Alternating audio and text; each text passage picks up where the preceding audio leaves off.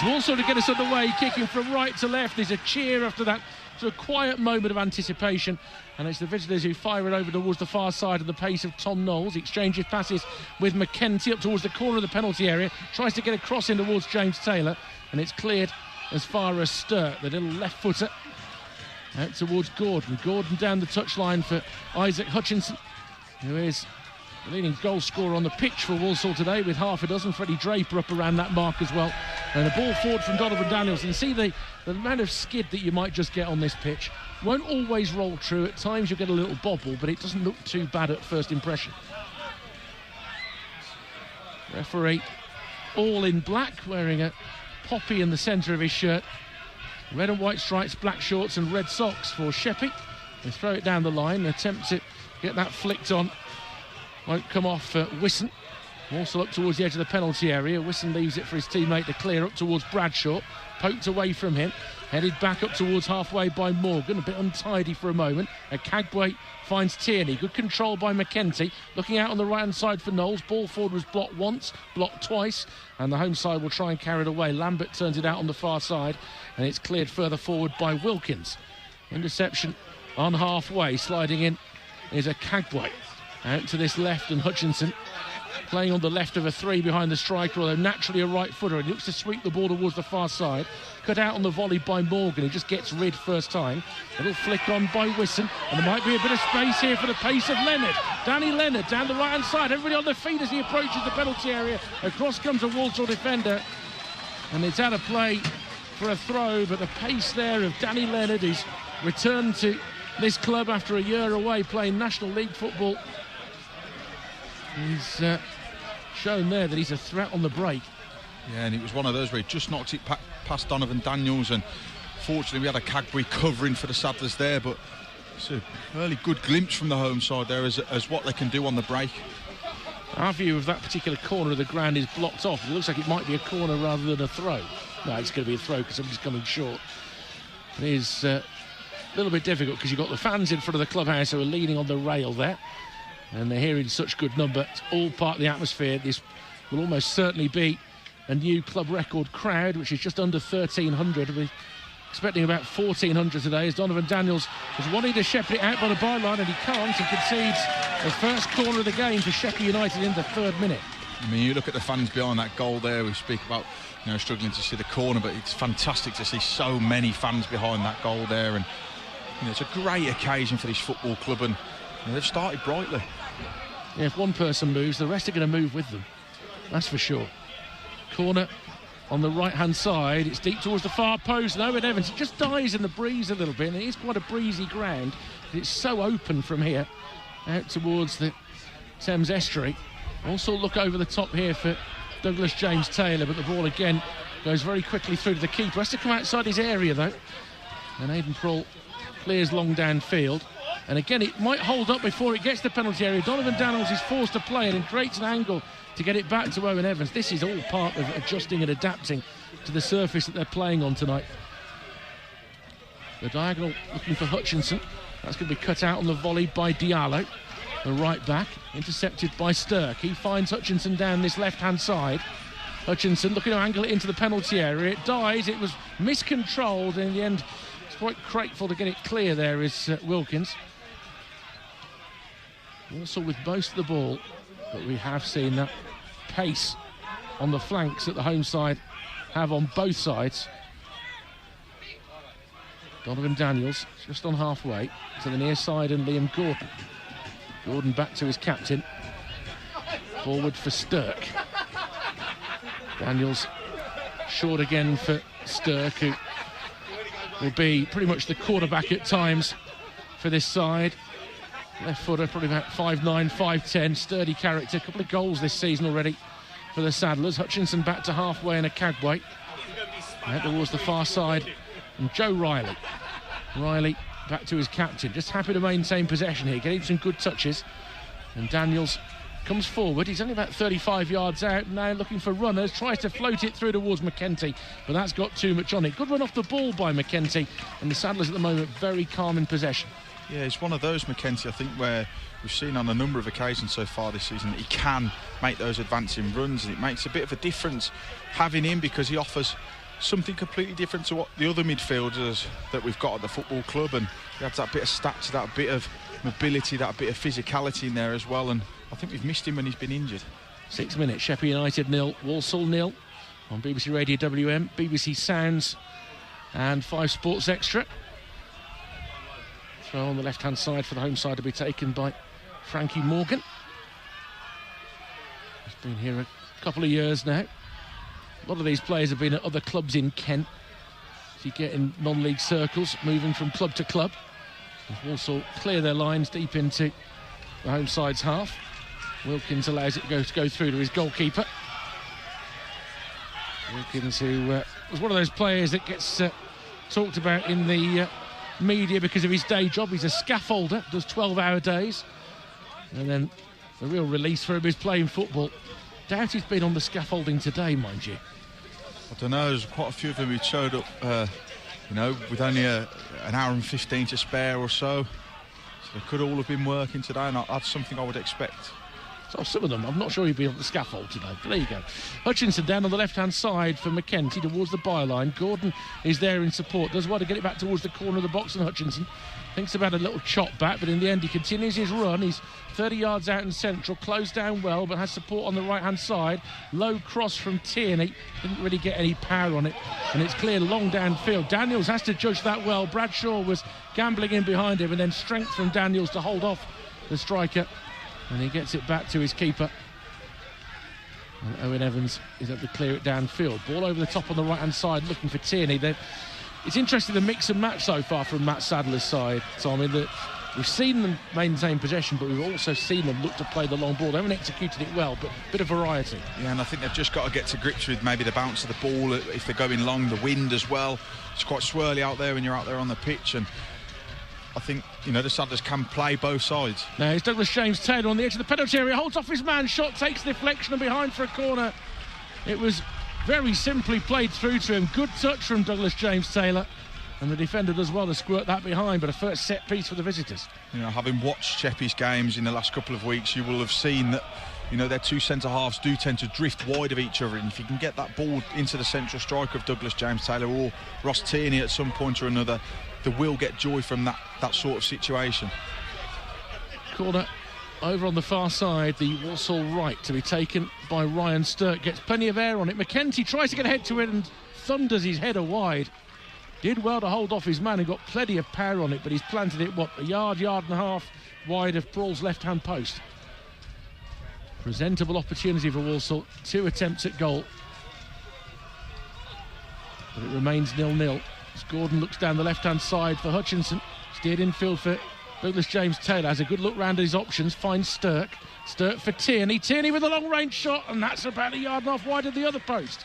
3 attempts at goal in about 60 seconds from the Saddlers, who are starting to find a little bit of rhythm. Yeah, it's a good ball down the line from Liam Gordon there into the feet of Isaac Hutchinson, who did well to find Douglas James Taylor in a little bit of space inside, and that's good from Douglas. His link-up play is getting much better, and just created an opportunity for Ross Tierney, and it's not too far away, like you say, Richard.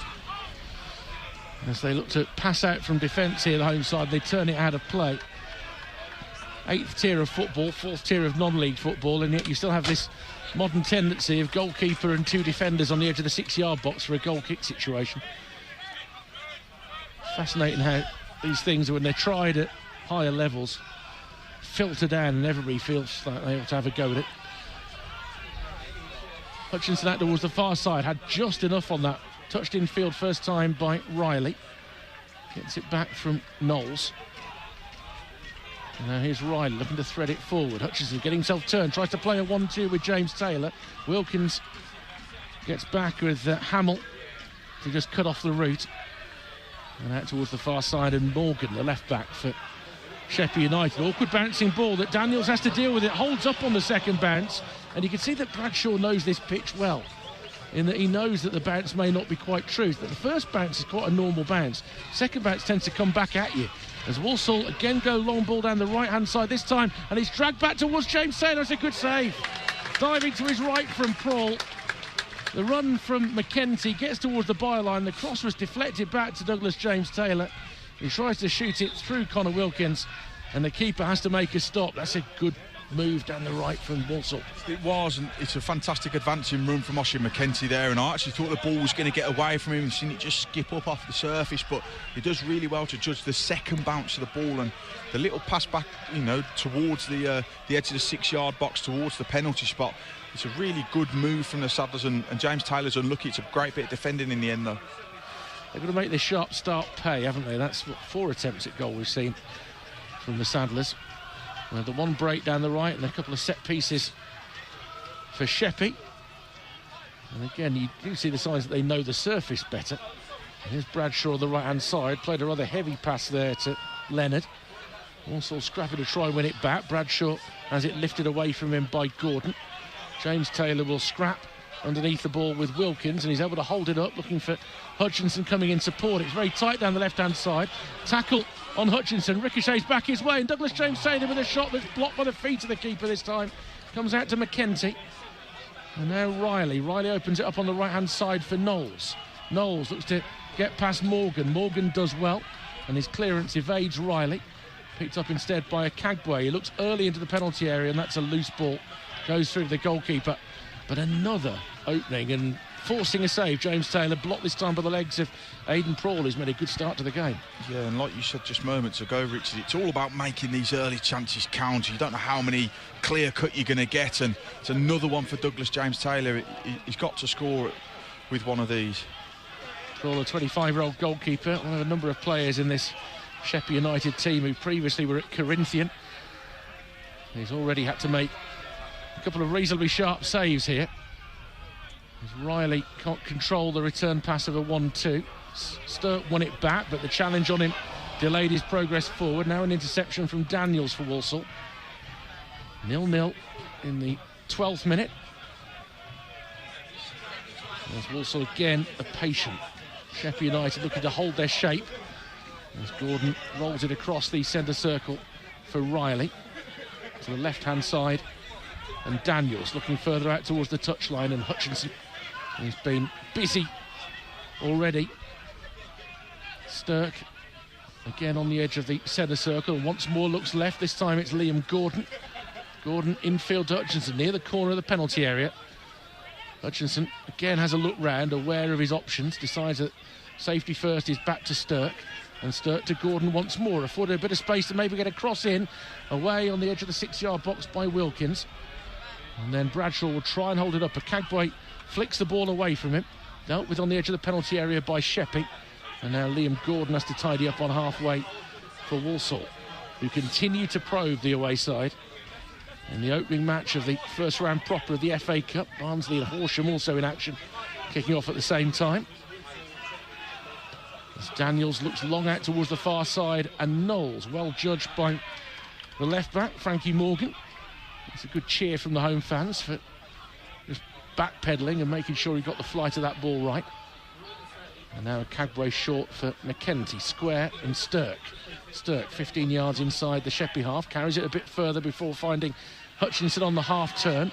Good piece of defending there from Hamill, the home side's captain, and now he's going to bump into Donovan Daniels and concede a free kick. Hamill, who doesn't protest, he just looks away sheepishly. He knew that he was just beaten there by the pace of Daniels. Sturt, though, has given it straight back to the home side.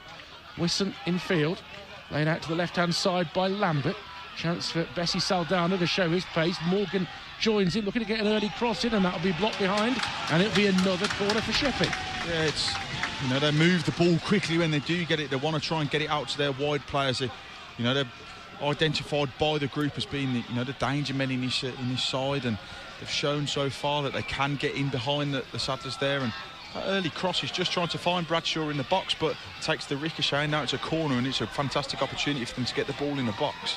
Tall defender Likan Majoyegbe is in there. Donovan Daniels is picking him up height for height, really, but that's a good jump from Knowles to win the header from the corner. And now James Taylor looks to show a bit of pace going on the outside of Hamill. Angle ball forward. He wanted to pick out Tierney.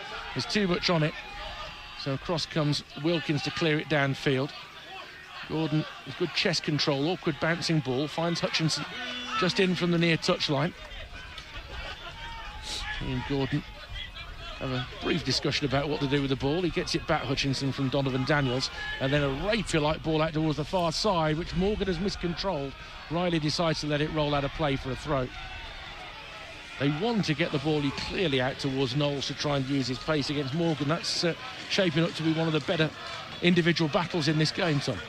Yeah, it is, and I think we've seen, Isaac Hutchinson's been involved an awful lot at this moment in time, and he's, a fantastic carrier of the ball, and if you can get him on it to try and, make the team play, and that's exactly what they're trying to do. But the Saddlers, going long, it's just not working at the moment, and I think they need to, play the ball on the floor, because that's where we seem to be getting the joy.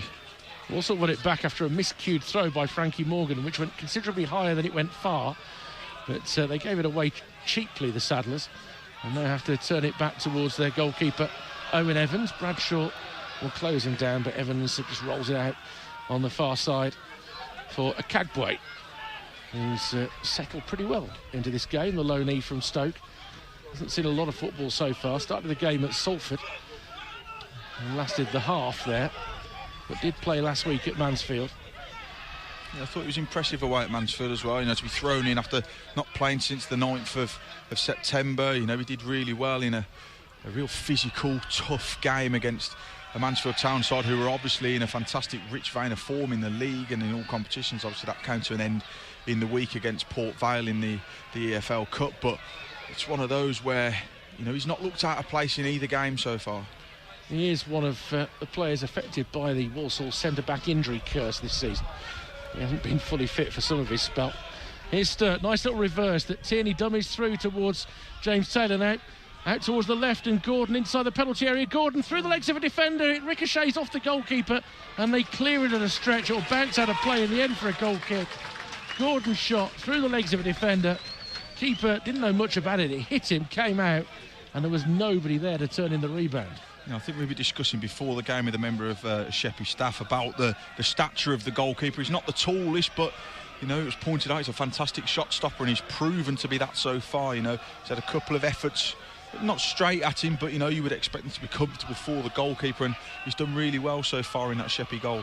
Yeah, the under-18s manager, I think he was speaking with great enthusiasm about the way this club is run and the importance of the community and the number of players that they've seen come through their youth system who've had opportunities at league clubs. I know one of the players on the bench has been offered a 3-week trial, having previously been released by Crystal Palace. And they are very, very proud that they give players that sort of opportunity. Oladipo Durawoju is due to go to another London club. I won't give away which it is, Tom. He probably shouldn't have told us. But yeah, so a player who's rebounded out of the Football League and is in with a chance of getting another opportunity. Also win a throw. Midway inside Sheppey United territory. 18 minutes on the clock. On BBC Radio WM, on 5 Sports Extra and via BBC Sounds. So you can catch up with FA Cup commentaries online. Here's Donovan Daniels. It's a chip ball forward. Douglas James Taylor underneath it. Does get a head to it, and it's captured comfortably in the air by Aidan Prohl. But he did well there, winning against the rather taller Magi Egbe, James Taylor. Wasn't able to necessarily control the header, but he's forced another save. Yeah, he'll take it as a shot on target. What we say about stats, but it was more of a pitching wedge up towards him that time rather than a fizzed in pass from Donovan Daniels. But not too bad from Douglas. He's unlucky. Riley battling with Morgan on the far side. Morgan gets in a challenge, forces it out of play for a throw that is quickly taken back for Sturk. Switches play infield towards Donovan Daniels. They're sitting very deep now, Sheppey. As Daniels lays it towards Tierney, gets turned on the edge of the area, fires at a shot, may have taken a deflection, no, went straight over. He's hit it with plenty of power, but not a lot of direction. It clearly, Matt Sadler seems to have set it out as a policy here to try and get plenty of shots in here and test them.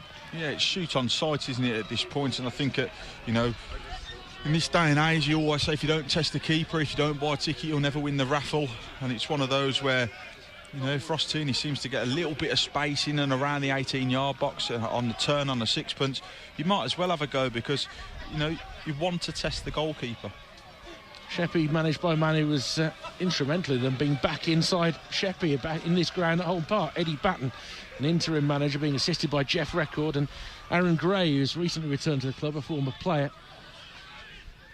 after a change of manager and a change of chairman during the course of the summer. And they are scrapping here, and they've held out so far, and now they'll look to create with Diallo. There's not an awful lot of room there, though, and it was given away to James Taylor. He can't find a teammate, though. And slow it down, says Danny Leonard, the right winger. And Diallo takes his time and then gets the ball back on the field of play and steers himself very neatly around McKenty. But then it's given away to Gordon. His clearance is blocked, and there could be an opportunity here for Lambert to create something out towards the left-hand side. And Bessie Saldana onto his right foot, fires in a shot and scores! What a strike that is! He has caught that absolutely sweetly. And James Bessie Saldana opens the scoring.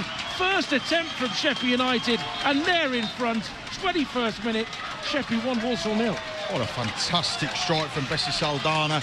I mentioned it, moments ago about, if they can get the ball out wide, they do it early doors there. They've done it a couple of times, and they do so. And there's only one man over there, it's Joe Riley, and he just doesn't come out to him quick enough. And it's one of those where if you allow him to come inside and have a shot on this sort of surface, the ball might bobble up nicely for you, and it does that. And what a goal that is for him. What a moment for this football club.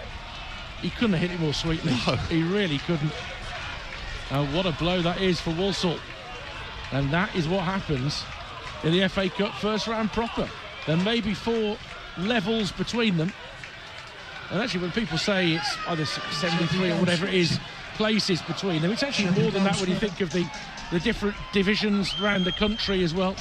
There are probably a couple of 100 clubs between these two. There are, but with a strike of that quality, it doesn't really matter. And Sheppey taking the lead, and we talk about the Saddles having plenty of chances, but they haven't taken them. And Sheppey get one half chance, I would say, from distance, and they've opened the scoring. And I have to say, what a strike it was from the lad. It would have lifted the roof. There aren't many, or there isn't much roof to lift here. There are little roofs on the 2 ends and one above this main stand. That was a huge moment. Barnsley lead Horsham by a goal to 0 in the night's other tie. As Walsall look to react. Look, they've had a lot of attempts at goal so far in this game. They've got to keep on believing that they'll create more. But Sheppey now have something to hold on to. Daniels looks to switch play out towards the far side, and Knowles, slightly awkward control for him. Got a man at his back in Morgan now. Tries to play it through his legs, gets beyond him, right side of the penalty area. Another defender comes across and slams it out for a corner. Yeah, he's done well to recover from the initial poor first touch there, and just nutmeg his man and get the wrong side of him. But his second touch let him down, and Saddles just got to allow themselves not to get frustrated at being behind in this game and remain patient. Stirk, one arm raised from the right-hand side, swings it in. It comes deep to McKenty, heads it across the 6-yard box. Daniels tries to get it under control, stabs it back out towards Stirk. Lovely spin from Stirk, back to Daniels on the edge of the penalty area, but it bounces off him this time, and Sheppey will try and get away on the break. Was there a foul by Daniels? The referee will play advantage anyway, as it's laid out on the left-hand side. And coming forward is Wisson. Wisson with a deep cross. Gordon should be able to fend that away on the edge of his penalty area. And then it's going to be a foul by James Taylor, who was trying to win it off Diallo. And a couple of the home players think there should be more action than just a foul. He was just slightly beaten to the ball. It's definitely a free kick, and he will get some words from Mr. Reeves, the referee. Don't think it was a sign of frustration. He was just slightly second to a loose ball. Yeah, he was. And it was just one of them where I think, if he's quicker off the mark there, he picks up that one and he can lay it back into... it was Isaac Hutchinson, just there to support him, but Douglas have really got to turn on in those sort of situations. Sheppey United 1, Walsall 0, 24 minutes played at Home Park. A long ball down the left from Sheppey. Will go out of play. Sheppey of the Isthmian League South East Division. They're in the lower half of the table at the moment, although they've only played 6 league games because of their exploits in knockout competitions. Off and away at this stage of the season, if you go well in the FA Cup and the FA Trophy, the league is at something of a standstill. You compare that to Walsall, who have played 16 league games this season and find themselves in 15th in League 2. James Taylor can't hold it up this time And a good challenge from his back from Wilkins. Had a play for a Sadler's throw, taken by Gordon, looking for Hutchinson. Hutchinson wanting to turn away from Diallo. Back to Gordon. He's closed down very quickly by Leonard, who plays it off the Walsall man. And out of play for a throw on this near side. It's been something of a party atmosphere since about 4 o'clock around here. Just the anticipation when there was still only a handful of people in the ground. Gaining momentum. By the time you got here, Richard, wouldn't you? I don't know, sorry? You would have started the party atmosphere the time you were here. I think they were a little surprised to find somebody knocking on their door at 3:15, but you know, if you're going to get round London on a Friday, you might as well do it early. Yes, you're not wrong. Here's Riley, just the right of the centre circle for Walsall. Rolls it from McKenty. McKenty has Knowles outside him. Looks to get an early cross in. It's headed away, though, by Maggie Egbay. And now Gordon on the left for the visitors. And the all green strip. Donovan Daniels infield for Stirk. Stirk through the inside left channel. Tierney's first time layoff. Douglas James Taylor can't keep it under control. It comes for Hutchinson. Hutchinson up towards Tierney. Tierney pokes it away from one defender. James Taylor on the edge of the area swings at a shot, always going wide. Another effort at goal. And at the moment, you would argue that the difference between the two sides is the crispness of the finishing. Sheppey have had one chance, took it brilliantly. Yeah, it's exactly that. And the Sadlers, there's got to be much. We've said it in games throughout the course of the season. We've had games where we have been clinical. Bradford away, Gillingham at home, where we've scored goals. I would even go as far as saying we were clinical away at Blackburn in the first round of the Cup. But we've been far from it this evening, and Sheppey have been it. It's already a historic cup run for Sheppey United here in northern Kent, for those who are unfamiliar, on the Isle of Sheppey. Got a steep back bridge that you come over to get across. I get a bit hypnotised by the water when I go over a big bridge like that. I had to keep my concentration. Hutchinson winning the ball back here for Walsall, 30 yards out, but the pass from Knowles won't reach James Taylor. And that's a cleverly disguised pass from Hamill to release it out towards the right-hand side. And here's Leonard on halfway. Another firm ball back to Diallo, who turns himself dizzy and gives up possession towards Stirk.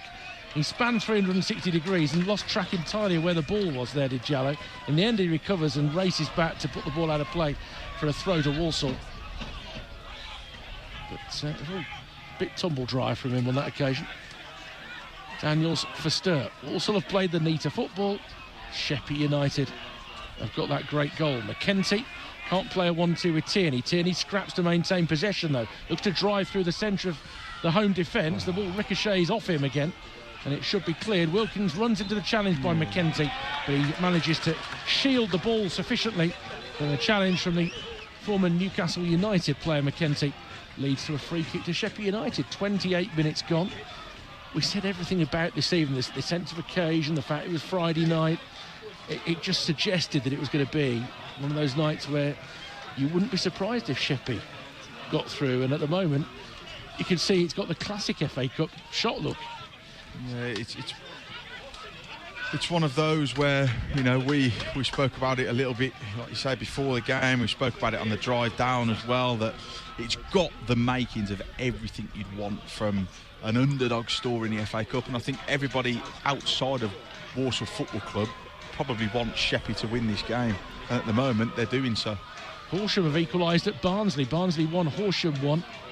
And Fenelon has got the goal. Now Walsall get it out towards the right-hand side, and Knowles dinks the cross in. James Taylor back to goal on the turn. Oh, and it's cleared off the line. I think it was Wilkins who got back to the right of his goalkeeper, because for once James Taylor had beaten the keeper. He's had about 5 attempts at goal now. Here's Hutchinson from long range. Oh, there was power on that. The keeper flung himself full length, but it was going wide of the left-hand post. McKenty has taken a while to pick himself up after getting clipped late. But Walsall's shoot-on-sight policy continuing. At the moment, they can't quite breach this defence, but James Taylor as close as anybody's come for the Saddlers. Yeah, he's done everything right there, actually. It's a good touch from a poor ball from Tom Knowles, I have to say. It wasn't the greatest clip into the box, but he's done everything right to take it under his control, and it's a good effort from him. This first half hour seems to have gone in the blink of an eye. It has been ball in play, moving, both teams having their own style. Walsall have been good in possession, more direct and probably quicker at times from Sheppey. Haven't come forward often, but they've done so with purpose. Daniels with a long diagonal. That's going to be too strong for Tom Knowles. As quick as Knowles is, he's never going to catch up with that. And it's out for a goal kick. And, you know, Ernie Batten at the moment is going to be absolutely thrilled to see his team in front. Matt Sadler in the dugout next to him will sense that his team haven't done an awful lot wrong in this first half. No, they haven't, and like you say, they've got the goal, they've got themselves something to hold on to, and they're doing so at the moment, playing a little dangerously at the back here from what we can see down in that left-hand corner, but you know, they've got that goal, they've got themselves that little bit of hope, what they would have wanted in the game, and the Saddlers have got to find something now to get themselves back into this one. 31st minute, Walsall win it back inside Sheppey territory, but Tierney has run off it, and now Bradshaw turns it round the corner. It's laid out on the left-hand side towards the goal scorer, and a miscue by Riley nearly lets in James Bessie Saldana again, but Riley recovers his composure and the ball and clears it up towards halfway. It won't stick with James Taylor though, and then, well, again they like to take a risk at the back. Majoy Egbate takes his man on and beats him. Ball forward then from Wilkins, takes a deflection, and it comes for Leonard. Leonard lays it back to midfield, and Whistler's given it away to James Taylor. Now attacking the edge of the penalty area, makes an angle for the shot, James Taylor, and this time drills it wide to the keeper. And Douglas James Taylor, who's had a series of attempts at goals so far in this first half, capitalises on the error from Wisson, intercepts the ball, takes it wide of the centre-back, and on the angle across the keeper has Walsall level. 32nd minute, Sheppey United 1, Walsall 1. Yeah. You know, I said, you know, earlier in his first half, you know, the centre halves can sometimes be caught just a little bit too wide of each other, you know, and they get slightly fortunate with the ball back into Douglas James Taylor there, and I actually thought he'd taken it a little bit too wide, but the angle ever so slightly against him, but it's a good finish back across the goalkeeper, Aidan Prowl there, and finally Douglas James Taylor has, you know, found the back of the net from the number of chances, and Donovan Daniels just congratulating him there for keep on going, and you know, he's got his reward. Yeah, it's a bit like when a batsman plays and misses, you then have to forget it. It's irrelevant. You've got to go and take the next opportunity properly, and that's exactly what Douglas James Taylor has done. His first goal of the season. He's only got 3 for Walsall, a couple when he was on loan last year, but one of those was in the FA Cup. So maybe he is the cup specialist. Maybe Matt Sadler got that call right, starting him in the absence through injury at the moment of lone striker Freddie Draper on loan from Lincoln. But Douglas James Taylor preferred to Danny Johnson. A memorable goal, I think it was as well, in the FA Cup for him against Carlisle in the very, very late turnaround. I think Andy Williams scored in that one as well. Fantastic scenes in front of the Poundland stand, and one I think will live long in his memory. Well, he'll remember getting a goal today as well, but he'll want more. One apiece in this game, and here's Hutchinson down the left-hand side for Walsall. Daniels has found himself in the penalty area in open play. Would have loved a cross to get into the penalty area, but it's back with Gordon. Gordon looking to find Knowles, who's come deep and central to receive possession. Riley was offering outside him, rather belatedly plays him in on the right-hand side rather, but played it behind him actually. And now here's Stirk. Stirk looking for the run of Knowles. It was well cut out on the edge of the penalty area. Stabbed clear. Won back though by the presence of Stirk, who bumped into the back of a man who wasn't expecting him and was able to dispossess Lambert. And now Hutchinson looking to create an angle for a shot, fires it in. That's an excellent save. Two-handed, claws it behind, does Prowl. Hutchinson is so dangerous from that sort of 20-yard range. Behind for a corner, good stop. Yeah, he's said a number of times when he's been unpressed that he will always back himself from those sorts of positions, and it's been a bright spark for the Saddlers in his first, 34 minutes. And I have to say, Ryan Stirk is once again shown his quality. He's fantastic. He's running that midfield and he's running the game. It's been a really entertaining game so far. Stirk's corner is very tight on goal, and it nearly crept in the post. Walsall are appealing that somebody got a touch on it. I don't think they did, and the referee certainly doesn't think they did. But against this shorter goalkeeper, who we've seen his shot-stopping potential, but just looked like that corner was going to go in direct and creep in the post. Yeah, I thought it was as well, and the way the wind was just going to take it in, I thought it was going to, loop up and over Prowling in the Sheppey goal, and it's the right idea from an in-swinging corner, and he's unlucky there, Ryan Stirk. One in the air by McKenty. Ball bounces and is caught by a spectator no more than 2.5 yards in front of us. I thought we were in there, Rich. Yeah, I was after a touch. I've only got one hand available though, because I've got my notes tucked in me under my arm. We are standing today at the back of this stand, and it's in order to get a view over those spectators who are on this near touchline. It's a great position to be in because you catch everything, you can hear what's going on, and we've seen a proper game of FA Cup football. Walsall looking out to the left. It's a lovely ball drilled out there by Okagwe to find Hutchinson, driving towards the byline, scoops up across, hangs in the air towards the far post. Nobody makes contact initially. Stirk was in there. He's gone down appealing for a penalty. He's still down. He's picking himself up slowly because Riley has possession for Walsall. Stirk is hobbling up and down at the moment as Douglas James Taylor tries to dummy it through to him, but it was intercepted by the big defender Majoy Egby, who runs out of defence. Stirk did have a bit of a tug of his shirt. Be interesting whether the referee comes back to deal with that, as Knowles tracking back with a great interception on halfway, and he looks to carry it the other way up towards the Walsall goal scorer Douglas James Taylor, equalising the early goal from James Bessie Saldana. It's a good night for the double-barrelled players so far tonight. It is, yeah. The two number 11s as well. Here's Hutchinson through the inside left channel. Hasn't quite got the angle right to find Tierney. Wilkins at pace is trying to get it away. Short for Diallo. Back towards his own penalty area. Lays it back to his keeper. His keeper fires it to Wilkins. He does well to get it under control. And clears it high towards Mackenzie. Mackenzie's header forward is away by Hamill. Riley lifts it into the air. It's a scruffy passage and played. It comes down at the feet of Hutchinson. Lovely little shimmy and turn. He lays it out on the left-hand side for Gordon. Here's Stirk. Good luck listening to the announcement on the PA system here, by the way, as Hutchinson thinks about a shot from 30 yards up towards the edge of the penalty area. Ricochets back to Tierney, but there's a foul on the edge of the D by McKenty. He's taken down the Sheppey defender, and it'll be a free kick. There was a time that you referred to that as a Norman Collier moment, but we are reaching the point in history that you wouldn't have a clue who Norman Collier was. No, I've not got the absolute foggiest, but I've got to say, we're stood right next to the speaker and it's going straight. It's going straight through me. And it's the chap stood next to you is literally under the speaker because he's about 6'4" and the speaker's at 6'6", directly above his head. Oh dear! It's all part of the fun of the first round of the FA Cup, but this is great fun. One apiece on BBC Radio WM, on 5 Sports Extra, and on BBC Sounds. Tom Heslop from the Walsall media team alongside myself, Richard Wilford. Interception on the far side by Knowles. It was his shoulder, despite appeals for handball. Little stutter step carries him away from Hamill. Thought he was going to pull the trigger. He doesn't with the right foot. He does with the left. That's another diving save from Aidan Prohl. Had to fling himself to the left again.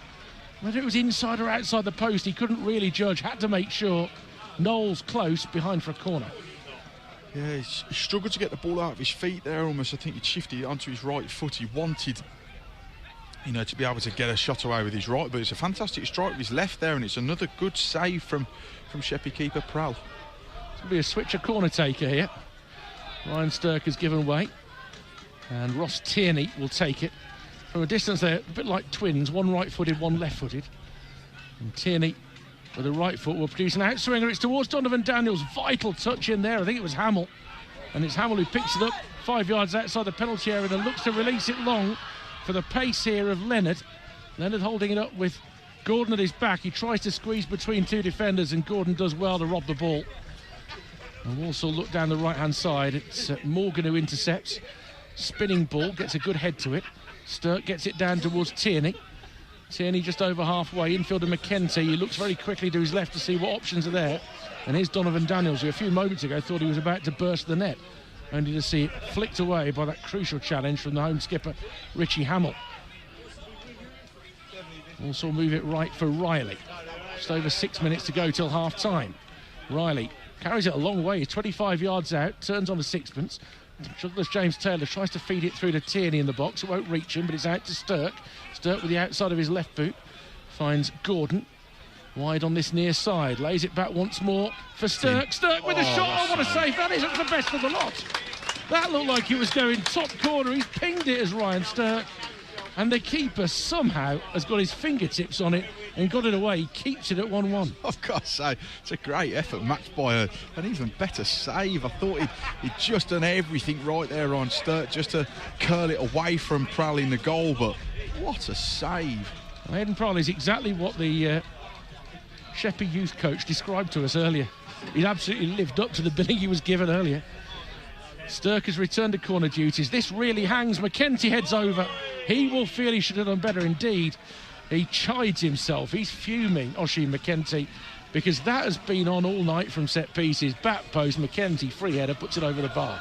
Yeah, it has, and when you've got somebody like him, you know, I think he's already got 3 goals to his name so far this season, and, you know, 2 have come from set pieces as well, I think, and showcase just what he can do inside the penalty area, and he's had a couple this evening, and like you say, Richard, he'd be really disappointed that he's not made more of that opportunity there. Sadler's shot count must be well into double figures at this point, when Douglas James Taylor's probably had half a dozen. They are doing all of the right sort of things. In fact, I mean, a couple of minutes ago, because it won't have been updated yet, it was already at 14 attempts for Walsall. As they try and come through the middle here, that was well defended on that occasion by Connor Wilkins. And then, Majoy Egba, this giant centre-back, loves to play his football. He's managed to effectively beat 3 Walsall green-shirted players in one little manoeuvre of the ball there. But they've given it away very quickly, and Hutchinson finds Gordon on the left-hand side. And Lekan Majoy Egba is never dull, is he? There's a confidence about this Sheppey team, and I know they've not had a lot of the ball in the Walsall half, but they've scored a tremendous goal that gave them the lead for a while. And when they come forward, you do wonder whether they might add to it. Bessie Saldana is trying to turn. There's an appeal for a free kick. It's not going to be given. The standing spectators on the far side, where they're about 3 deep, and you've got to be quite tall if you're in row 3 of being 3 deep in front of a red metallic fence that's probably no more than 8 feet high, which marks the boundary of the ground. There are practice pitches on the far side there, which are normal grass as opposed to this artificial surface, which has played really well tonight, by the way. Lovely turn here from Stirk. Stirk to Douglas James Taylor, right side of the box, another opportunity, and he's crossed it too far in front of Hutchinson and steered behind. A bit of safety first from Wilkins. It's out of play for another corner. They've moved it really well there, played through the thirds, and it was a great pass from Stirk into the feet of Ross Tierney, who then found Douglas James Taylor. And I don't actually think it's a bad idea to pull it back. He was perhaps expecting another Sadler's man to be there, but good move. Must be Tierney who's disappeared into the crowd to take this corner. It's another one of the corners where we can't see him. We can see the toilets behind him, but we can't see him. As he again stands it up very high towards the back post. Daniel's looking to attack it. It's not properly cleared, but it's a miscue from Knowles. It was an awkward dropping ball 10 yards out, and it really got stuck under his feet as he tried to turn it towards goal. And Sheppey are glad to get it clear with 2.5 minutes of normal time left in this first half. Sheppey United 1, Walsall 1. Walsall closing in on 20 attempts at goal in the first half. They've only scored with 1 of them. The home keeper, Aidan Prohl, has been magnificent, and I don't think I'm overstating that case. He really has had a half to remember. Here's James Taylor, 25 yards out in central. McKenty, nice control. With his second touch, lays it out left for Gordon. Worked neatly from Hutchinson to McKenty, back to Hutchinson once more. Gets over one challenge, but runs into another. And it flies off the shins of the defender, Wisson. And there's a player down on halfway, and it's Dan Bradshaw. He was a doubt for this game. He's got what is a very persistent back injury that won't really go away. He says at the age of 32 that all his years playing non-league football have finally done for him to some extent.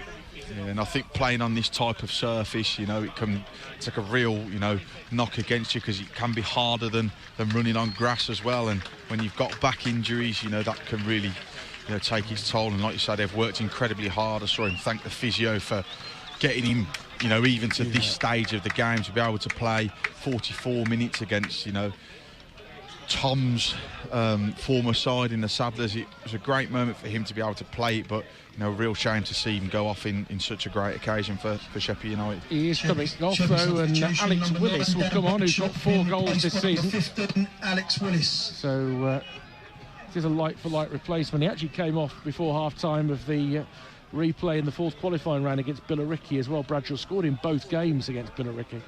But that is a real shame that he hasn't managed to make it beyond this level. It looks to me like he's gone off with an injury which can often occur if you've got a back problem, because that looks like he was feeling his right hamstring, which makes you vulnerable when you've got a bad back.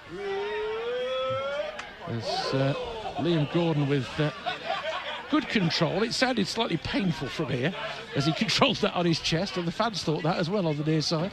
But they work it to the left side of the box here, Walsall, for James Taylor. Tries to find Hutchinson, but that's well read and intercepted by Hamill, who bides some time to try and pick out the right ball, but then hits it straight at Oisin McKenty. A little bit of frustration shown for the first time by a couple of the Sheppey players that they gave possession away cheaply. We're about to find out how much added time there's going to be at the end of this first half. Looks like there's a couple of minutes, 3 minutes on the board. As Sturt looks out to the far side of Knowles, well judged by Morgan. And he heads at a play on the far side. He's got a lot of work to get through, Frankie Morgan, the 21-year-old fullback. He's a decent player.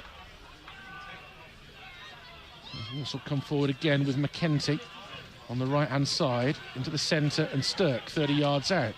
And the towards referee Hutchinson. has indicated a Back minimum to, 3 minutes goal. added time. Minimum 3 minutes added time. Shan't try and compete with that. As Hutchinson plays it short to a Cagbre, comes forward. James Taylor needed to do better there with his control, but it's just a scuffed clearance that breaks now for Riley. Riley makes 15 yards, dinked in field for Hutchinson. Hutchinson needed a couple of touches to get the ball down. In the end, that cost him the space to get a ball through. And it's cleared to halfway, controlled on the thigh by Daniels, who accelerates very neatly away from Willis. Lovely ball on the left-hand side for Gordon. If he can keep it in, he can. Steers it into the penalty area, but the offside flag is up. And it'll be a free kick to Sheppey and a chance for them to clear their lines. It's a first half that's had a lot. The League Two side almost constantly on the attack. Shot after shot after shot. Fell behind to a blinding goal from James Bessie Saldana. Equalised, neatly worked finish from Douglas James Taylor. And at the moment it looks like we'll go in a half-time, Tom, with everything still up in the air. Yeah, and I think that will probably been the message from, you know, the Sheppey camp. If you can go in at half-time still with something to play for, you want to do that. And, you know, it's a fantastic finish from the lad to get them ahead, and then, you know, the Saddlers regrouped and got themselves that equaliser, and probably, you know, the dominance we perhaps expected from the Saddlers, but, you know, I think with the chances that we've had, you would want more goals in this game. Gordon in field towards Hutchinson near the corner of the penalty area. Hutchinson, opportunity to try and create here, driving in field, lays it across, and I don't know what Knowles was attempting there. I think he was hoping to find McKenty, but he couldn't. And Sheppey will run it out of defence on the far side, and that's a good ball forward here for Bessie Saldana. Riley does well to recover and gets it back to his keeper. Up at Oakwell, Horsham have come from behind to lead 2-1 at Barnsley. Wow. And James Hammond has put them in front with a penalty, as Riley wins the ball deep in his own territory again. Walsall find their route blocked, and Hamill with a tackle plays it to his right. Cries have hit it to Wisson, but he plays the smart ball towards Leonard, who cuts in field from the right. There's as many bodies that they've got forward for a long time here, as Diallo fires it towards the edge of the area. Leonard tries to get himself turned. Daniels in with a crucial intervention, and he's going to be given a free kick for the challenge by Leonard, who goes to shake his hand by way of apology. And although Diallo thinks he's about to take a throw, it'll be a Walsall free kick, and that will just about be it for the first half here. And it's going to be an interesting one for both managers. I think, look, as the half-time whistle goes, Ernie Batten is going to be thrilled with how competitive Sheppey have been. The outstanding performance from their goalkeeper in the first half. I think the two centre-backs have been pretty resilient. Matt Sadler will feel that, other than the goal they conceded, Walsall have executed pretty much everything that he would have wanted from them on this pitch. Yeah, it's exactly that. You know, they've controlled the game as you would have expected. They've moved the ball well. They've not really shown their frustrations too much. You know, they've stayed with exactly what they were wanting to do. They've played their football. But I have to say, man of the match so far is Aidan Prall in the Sheppey goal. He has been superb for the home side, and, you know, he's going off to a round of applause from his supporters, and rightly so, because he's been absolutely fantastic. The queue for the snack bar here is going to be too long for us during the half-time interval, but there is a local delicacy that everybody loves to have here. Their chocolate muffins are famous, apparently. Wow. The chocolate muffins. Quite a few were being eaten like 4:30. I've seen the price of the chocolate muffins, and I have to say, I won't be making my way to the snack bar to receive one of those. Outrageous. Look, we've had everything that's good about the first round of the FA Cup so far tonight, if not the chocolate muffins. Half-time here at Home Park. Sheppey United 1, Walsall 1. Tom Heslop and Richard Wilford enjoying the FA Cup, and we're all enjoying it. I'm not sure Walsall have enjoyed that first half quite as much. as Sheppey United, having been behind for an uncomfortable 11 minutes. But Douglas James Taylor with the equaliser. It was a terrific goal from Bessie Saldana in the first place. So 1-1 at the break. We'll be back with Tom and Richard for the second half of what has been a lively cup tie so far. Whatever you hear about the FA Cup every season, and some of the big clubs come out and they generally sort of patronise it a bit, or don't you get that feeling? But you don't on nights like this. The FA Cup first round is underway with a good tie at Sheppey, and also, by the look of it, as Richard was saying, at Oakwell, with Horsham leading there at Barnsley. In fact, Barnsley have just in the last few moments equalised inside of half-time. So that's a Super Cup tie as well. Barnsley 2, Horsham 2. But for 7 memorable minutes, Horsham were in front there. But 2 each approaching half-time. And in our featured game on BBC Radio WM and 5 Sports Extra tonight, Sheppey 1, Walsall 1. BBC Radio WM Sports.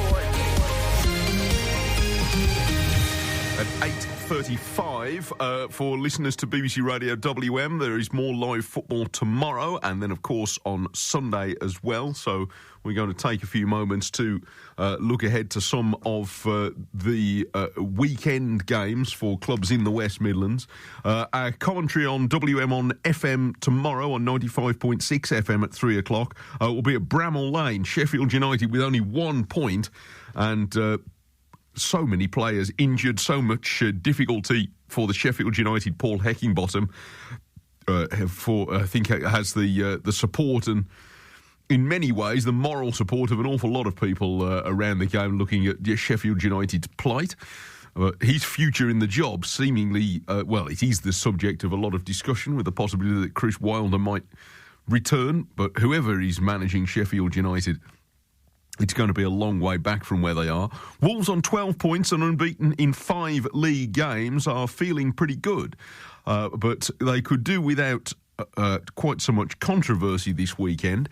The 2-2 draw with Newcastle last Saturday night was a tremendous game that had with so much of the drama and excitement that has made the Premier League so popular around the world. But Gary O'Neill at the end of it was very cross indeed about the penalty decision given to Newcastle, and didn't choose his words quite as carefully as he has done on other occasions after controversial decisions earlier in the season.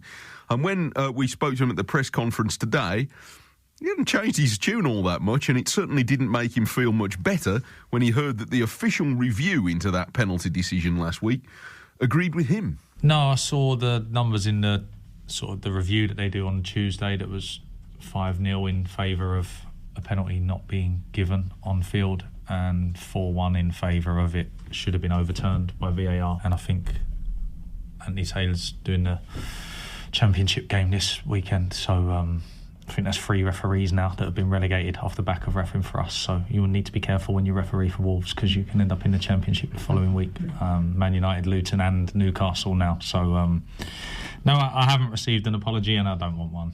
Yeah, apologies aren't going to help. So hopefully the level improves. Just feel a better level of refereeing is where I'm at with it at the moment. I think too many mistakes. So communication's fine. They've always communicated fine with me. But yeah, just the level for me, as we're all held to high levels in what we do. The players are, I am, refereeing the same. So yeah, they say these things sort of even themselves up, but I don't see that happening. I think we've been on the bad end too many times now. So hopefully things can start to improve for them as well, because I'm sure they're feeling under pressure at the moment. Spotlight's on them a little bit for all the mistakes that are being made, and whether VAR's helping or not. So hoping that things can improve. Yeah, Gary O'Neill, who, say on previous occasions this season, and there have been some contentious decisions, has been a little more choosy in the words that he's used to describe it.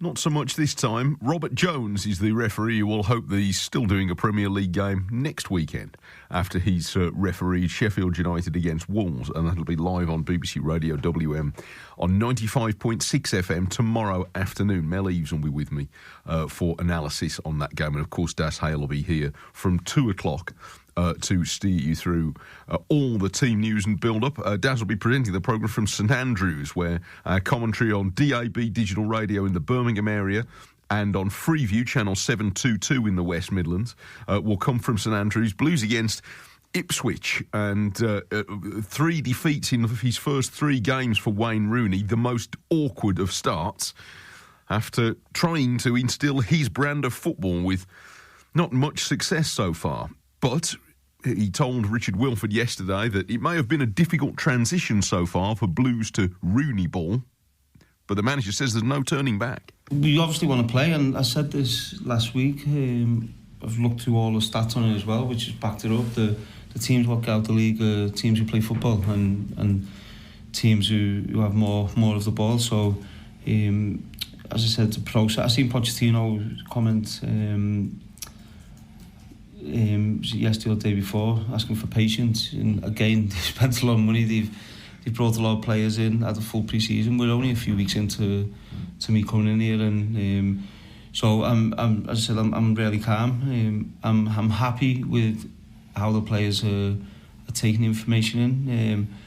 Of course, it could have been a better start. We know that, but it's a plan which we've got not just for the short term, for the long term, for the future of this club, and we will get there. I have no doubt about that. It's just going to obviously take a bit of time, but again, an opportunity for us to pick up 3 points at home against a very good team.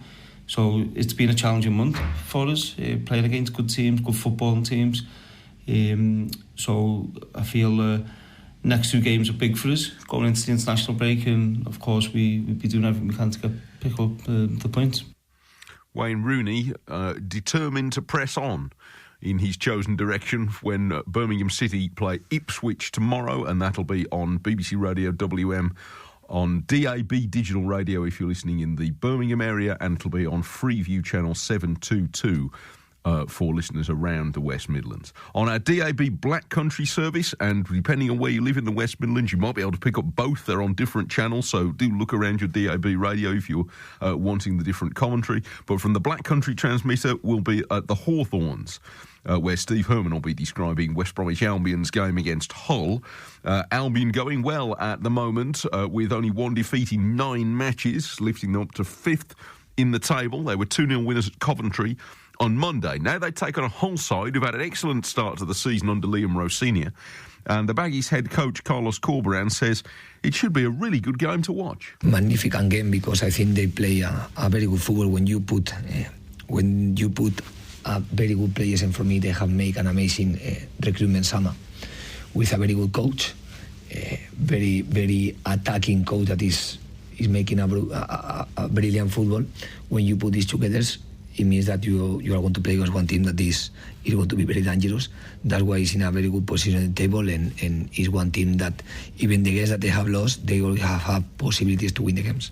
And for us, still we are not in the level in attack that they were showing so far, so it means that we need to be defensively perfect to come with one game. If you defensively are not perfect in this game, the option that you are going to have to win the game are going to reduce. And at the same time, against one team that they attack very well, the thing that you need to do is to attack well too, because you are going to move them to the space where they feel less comfortable. Carlos Corberán of West Bromwich Albion looking ahead to their game against Hull City, and that's on DAB digital radio from our Black Country service in the West Midlands tomorrow. We'll also be with Solihull Moors in the first round of the FA Cup, the 8th season in a row that the highest ranked non-league club in the West Midlands, the Moors, have reached the FA Cup first round. They've never been past the second round, so they're about due a big cup run to go all the way to round 3, and who knows where after that. Bolton Wanderers away is their opponents tomorrow. Andrew Wing is the Solihull Moors manager, and he knows from past experience that the funds raised from a good cup run can make all the difference. Yeah, we've basically built a stand from for Banbury by getting these cup runs in the first round of the FA Cup, being on TV in the first round, and that helped our league form as well. I think it's really important. You know, I see a lot of managers, even Premier League managers, and they're resting players in the sort of Carabao Cup, and it affects the team. Making too many changes, and I always think your cup runs help that momentum going into the league, because it gives you confidence. Players want to play them big games, so then they're playing one in the league. We haven't got the luxury of probably chopping and changing too much anyway. which probably helps. So hopefully we catch them on an off day if they make 5 or 6 changes, but we're, hopefully a good cup run. I remember a couple of years ago watching Solihull Moors on the TV. I think they're playing Blackpool at home and there was 3,000 or 4,000 there. They're the days you want, really. That's what this football club needs, to bring supporters into the football club, and hopefully we can try and achieve that on Saturday. He speaks for us all, doesn't he, as far as the FA's Cup's concerned? Andy Wing of Sheppey of Solihull Moors, and they are at Bolton tomorrow, and listeners to BBC Radio WM will be able to follow them. We'll have updates on 95.6 to see if the Moors can finally break through. And on Sunday afternoon, Nottingham Forest against Aston Villa. That's a 2 o'clock kick-off, and you can join Richard from the City Ground at 1:45. That will be on all frequencies except online from BBC Radio WM. Smashing cup tie we've got tonight. The other scores this evening, they're still playing in the first half at the King Power Stadium. Leicester 0, Leeds 0 in the Championship. Leicester have only dropped 3 points so far this season and are in charge in the early stages of the Championship, leading by 6 points from Ipswich. If it's a draw tonight, they could extend it to 8. Leeds in third place at the start of the evening. In the FA Cup first round, Barnsley 2, Horsham 2. Both teams have been in the lead in that game, including Horsham for a heady 7 minutes after James Hammond's penalty, but 2-2 at half-time. And in our featured FA Cup first round tie tonight, Walsall have been given a friendly but lively welcome by Sheppey United of the Isthmian League. And there's all to play for at half-time after these first-half goals. And Bessie Saldana onto his right foot, fires at a shot and scores! What a strike that is! He has caught that absolutely sweetly. And James Bessie Saldana opens the scoring. First attempt from Sheppey United, and they're in front. 21st minute, Sheppey 1, Walsall 0.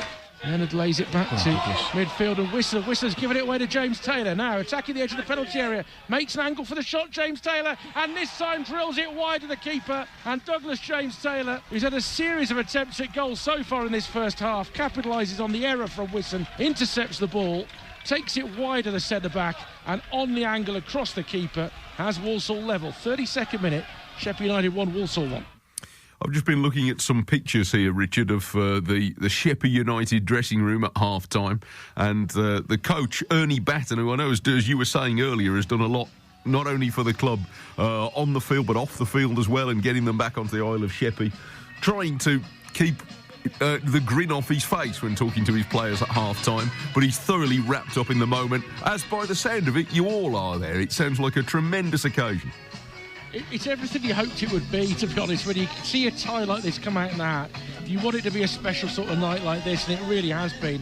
I mean, Ernie Batten, without him, there wouldn't be a club playing at home park under the banner of Sheppey United. He and other people who made it happen again. Fascinating thing about it statistically, this game, by the way, is that goal was their only shot of the first half, Sheppey United. Walsall had 16, 9 of them on target. But it's the FA Cup. These sort of stories are made to be written. There's been a second warning of the night to the fans not to come on the pitch regardless of the result at the end, and not least to protect the 3G service, let alone the fact that it would be illegal. But just in case, they put out those announcements, because who knows what this second 45 minutes is going to bring. The two teams are out for it. I'm Richard Wilford, alongside me, Tom Heslop from Walsall's media team. And in the second half, Walsall will be kicking from left to right towards where the majority of home fans are congregated. You can't do the traditional non-league thing of changing ends today because Walsall have the end away to our left, which Owen Evans will be protecting. He might feel he should have done better with that goal in the first half. Walsall would certainly feel they should have done a bit better with their finishing. But the goalkeeper has been quite exceptional. The ball is at the feet of Aidan Pralin, the Sheppey goal. And it's turned out towards the near side and cleared downfield by the left back. Morgan had a play for a throw. Sheppey with the outstanding Pralin goal at the back. Diallo, Madre-Egbe, Wilkins and Morgan. In midfield, Hamill and Wisson, and Lambert in the middle with Leonard and Bessie Saldana wide. And Willis, the substitute, on for the injured Dan Bradshaw up front.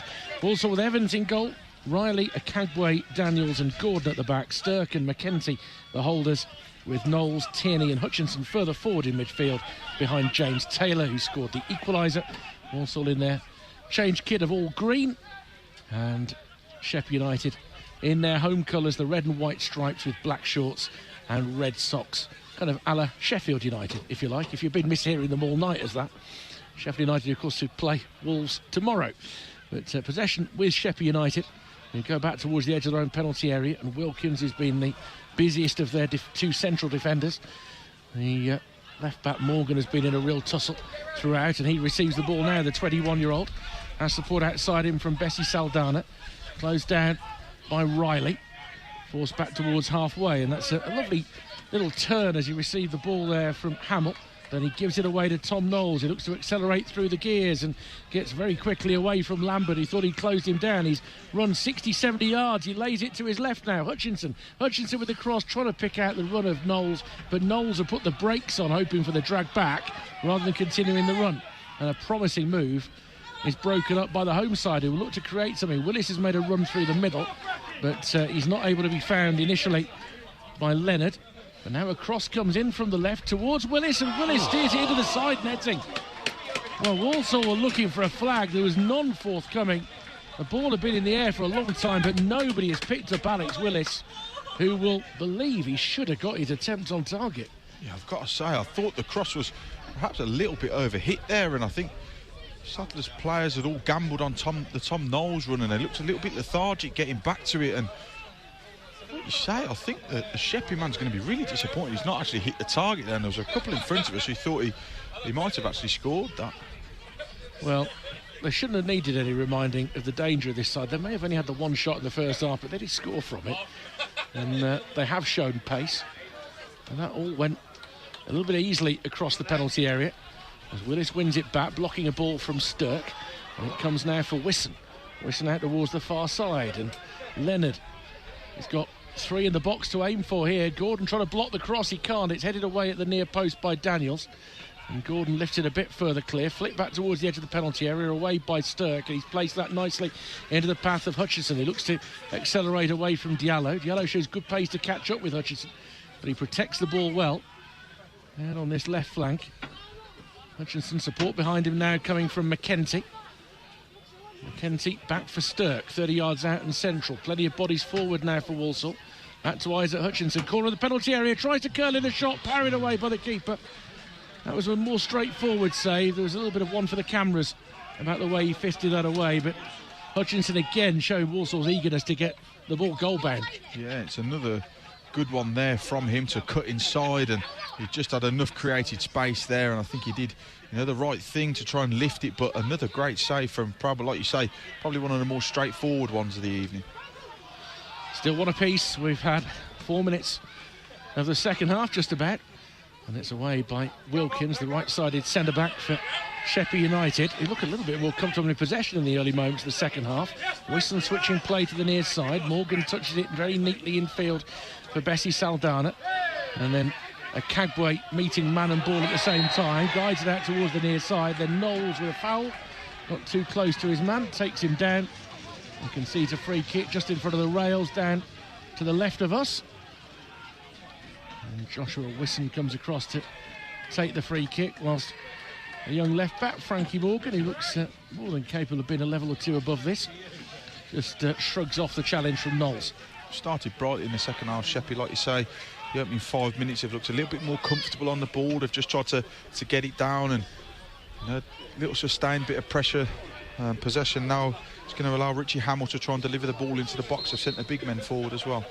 Yeah, his 5th season with the club, floats it in left-footed. Evans has come a long way and hasn't arrived, and the ball is fired wide. That's another opportunity. That was not good goalkeeping at all from Owen Evans. He's come a long way to try and get to that ball. He's got nowhere near it in truth, and it's been stabbed wide. Wilkins, I think it was, who had the opportunity at the end, the centre-back. Well, they may have only had one attempt in the first half from which they scored, but they've already had 2 very good openings in the second here, Sheppey United. I don't know what Owen Evans is doing there. He's going to get nowhere near the ball. It's an out-swinging cross. Gordon with an early ball into the middle, looking for Tierney. It's come off the defender into the arms of his keeper. Again, it was the very busy Wilkins who got a touch on it. But if he hadn't, then Tierney would have been with a great chance. It's punch and counter punch in this time. It is. It's a really fantastic FA Cup game, you know, end-to-end stuff at this, at the start of this second half, and it's exactly what you want. Gordon wins it back again, and then Knowles wants to use his pace to come out wide, right side of the box, gets the cross in, it ricochets back towards the edge of the area, and it's swept away by Wilson. Willis tries to hold it up, but Daniels poaches it off him. And now he is Stirk. For a moment I thought he was going to shoot from 35 yards. Instead he gives it to Hutchinson on the left. Lots of bodies forward. Hutchinson creates a shooting opportunity again and whistles it wide of the keeper's right-hand post. All action, still 1-1. BBC Radio WM, 5 Sports Extra, BBC Sounds as well. 7th minute of the second half. Sheppey United 1, Walsall 1.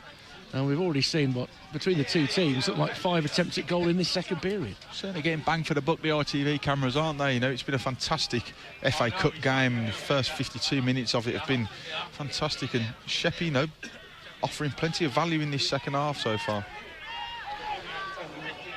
The ball is with Owen Evans inside his penalty area at the moment. Rolls it right for Akagbue. Akagbue looking on the diagonal towards Hutchinson.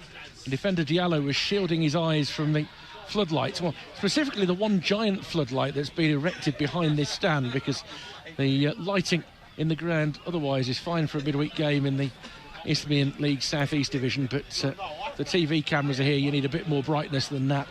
And it's been very effective, the extra light, as Hutchinson finds Knowles, central, 30 yards out. The defence is backing off Tom Knowles, fires in a shot into the corner of the net. That is an absolute beauty from Tom Knowles, who gives Walsall the lead. The defenders were backing towards the edge of the penalty area, and Knowles sensed his opportunity and puts the visitors in front. 53rd minute, Sheppey United 1, Walsall 2.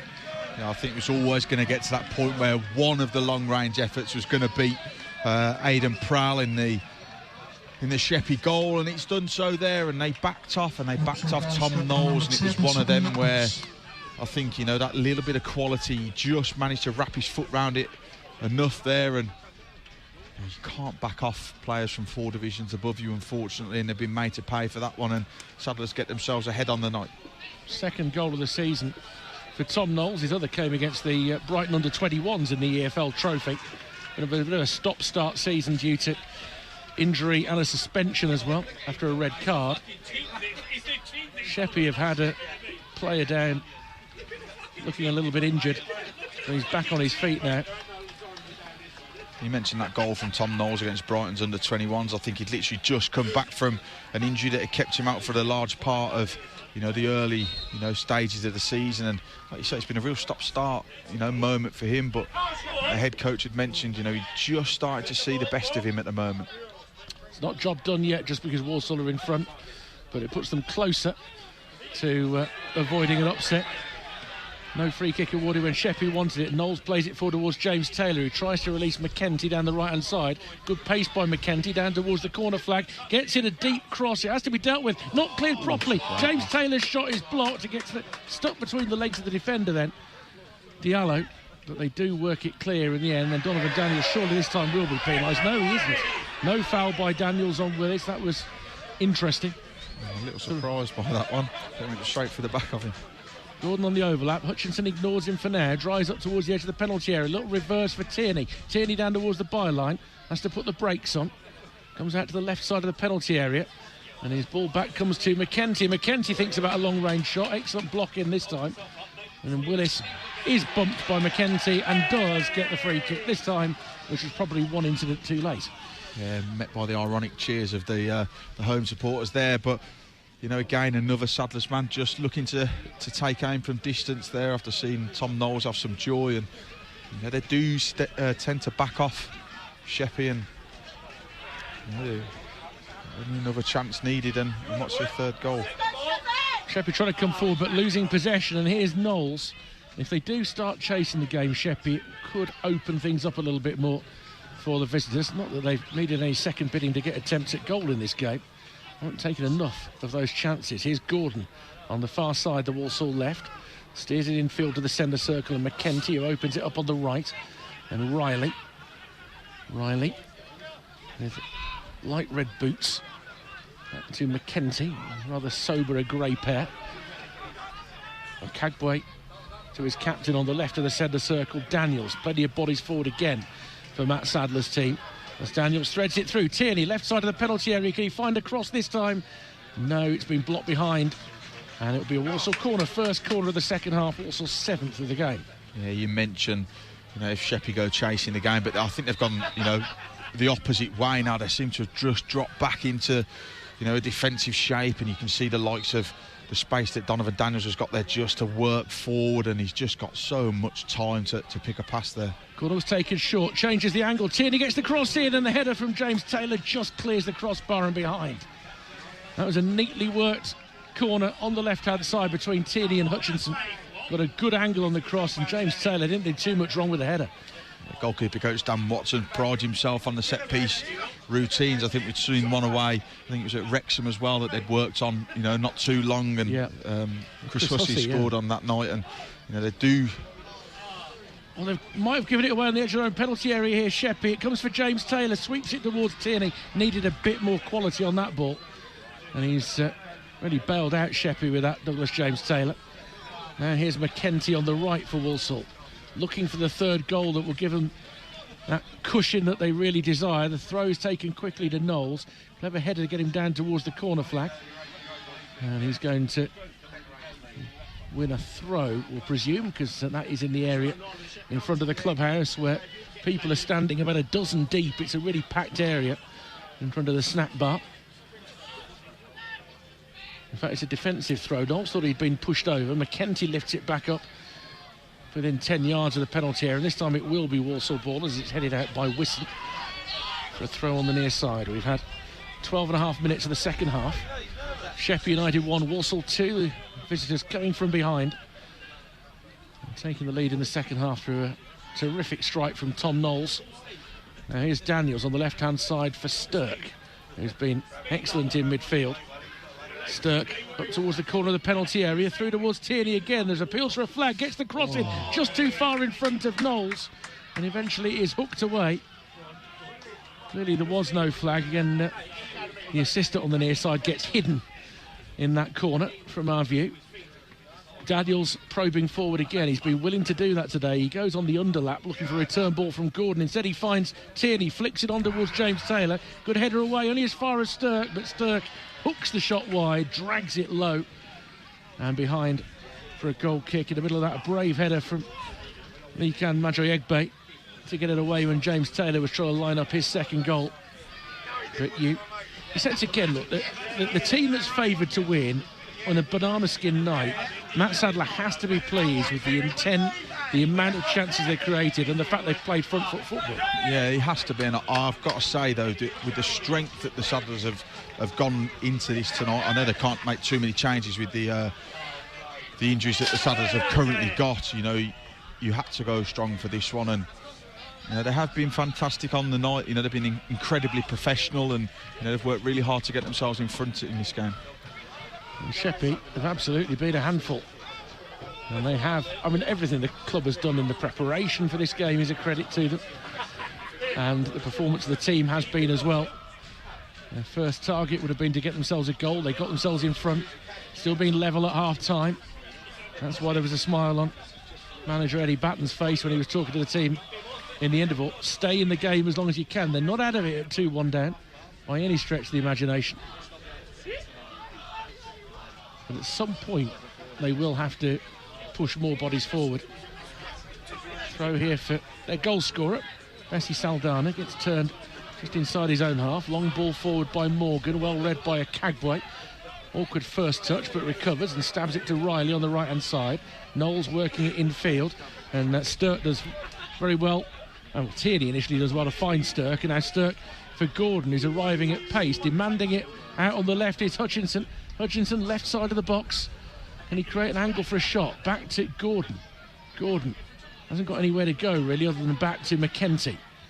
McKenty 30 yards out and central. Uses Riley. There's patience about Walsall here, having attacked with pace. Now they settle and try and find an opening. Appeals for handball against Gordon on the far side, largely from the younger voices in the crowd, it sounds like. And now it's out towards the byline. Gordon stands up across. Hutchinson rises high, heads it down. Oh, and it's wide by Tierney. Well, that was a golden opportunity to make it 3-1. Tierney thinks that took a touch off somebody on the way.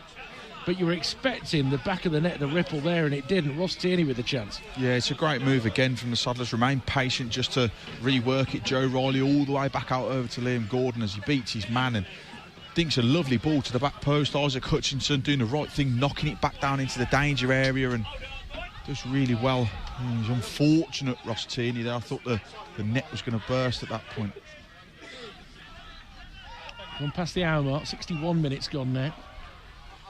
Sheppey United 1, Walsall 2 on BBC Radio WM 5 Sports Extra and BBC Sounds. Kenty beaten in the air, appeals for offside against Willis, it's not given. Wisson holds the ball up on the right hand side for Leonard. Making a run inside him was Diallo. Leonard maintains possession but finds himself weaving back towards halfway. And it's then punted forward by Wilkins. Gordon almost misjudged that in the air, but gets a decent head on it. But it breaks for the home skipper Hamill out towards this near side, the left, and Morgan flicks it further forward for Bessie Saldana. Gets himself turned to face up to his defender. On the overlap comes Hamill. Hamill with a cross, bit tight on goal and captured under the crossbar by Owen Evans. Had to make sure his footwork was right there. He makes a good claim. As you're listening on BBC Radio W, remind you tomorrow, choice of commentaries at 3 o'clock. Sheffield United against Wolves on 95.6 FM. Blues Ipswich on DAB Digital in Birmingham. Albion against Hull on DAB Digital in the Black Country. FA Cup updates on Solihull Moors game at Bolton. And then on Sunday, 1:45 build-up for a 2 o'clock kick-off. Nottingham Forest against Aston Villa on BBC Radio WM. Lovely ball here from Gordon for Hutchinson. Left side of the penalty area. Vital challenge in to dispossess it, but he's won it back just to the left of the 6-yard box. Hutchinson, tight angle, fires in a shot, saved by the keeper. Nobody there to get onto the second ball in a green shirt. And Sheppey are relieved to work it clear up towards Willis, who's muscled under the ball by Donovan Daniels. And the visitors will come again. We've just not got to get frustrated about getting this third goal, which could well put the tie away. Here's Riley. Left to Daniels. Daniels has Gordon hugging the touchline. Daniels goes himself up towards the edge of the area. And it's a beautiful finish by Tierney. Daniels poked it to the right of the penalty spot. And Tierney, in stride, has just steered it left-footed past the right hand of the keeper and given Walsall that cushion that they so wanted. 63 minutes the time of the goal. Tierney, the scorer, is Sheppey United 1, Walsall 3. Got to say, it's a very aesthetically pleasing finish, that one, from where we are. Donovan Daniels just really well. I actually thought he'd overstepped it there, overrun the ball, and he does really well just to sort of take it inside, and you know, the pass into the path of Ross Tierney, just runs onto it, wraps his left foot around it, wrong foots the goalkeeper. The Saddlers have a third, and you know, the pressure and the possession taking its toll now on Sheppey, and you know, well done from the Saddlers to get a third goal.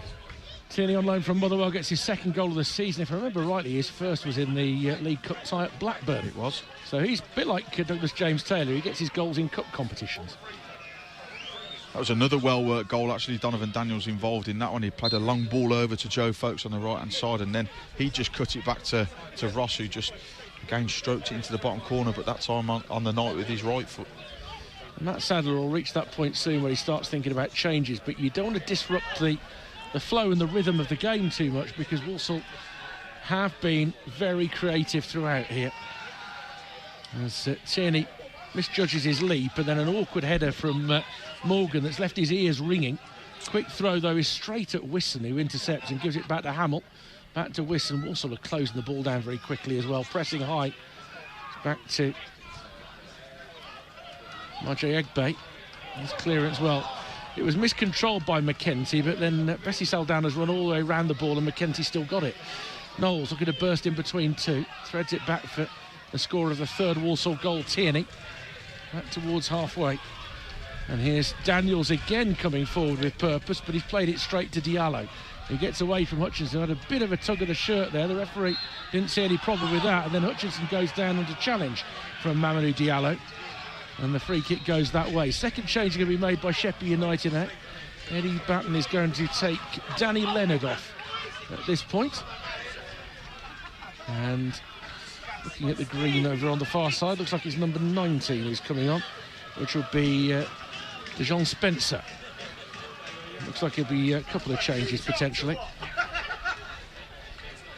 Spencer is certainly looks like he's one of them. And what's the other change going to be? It's taken a while.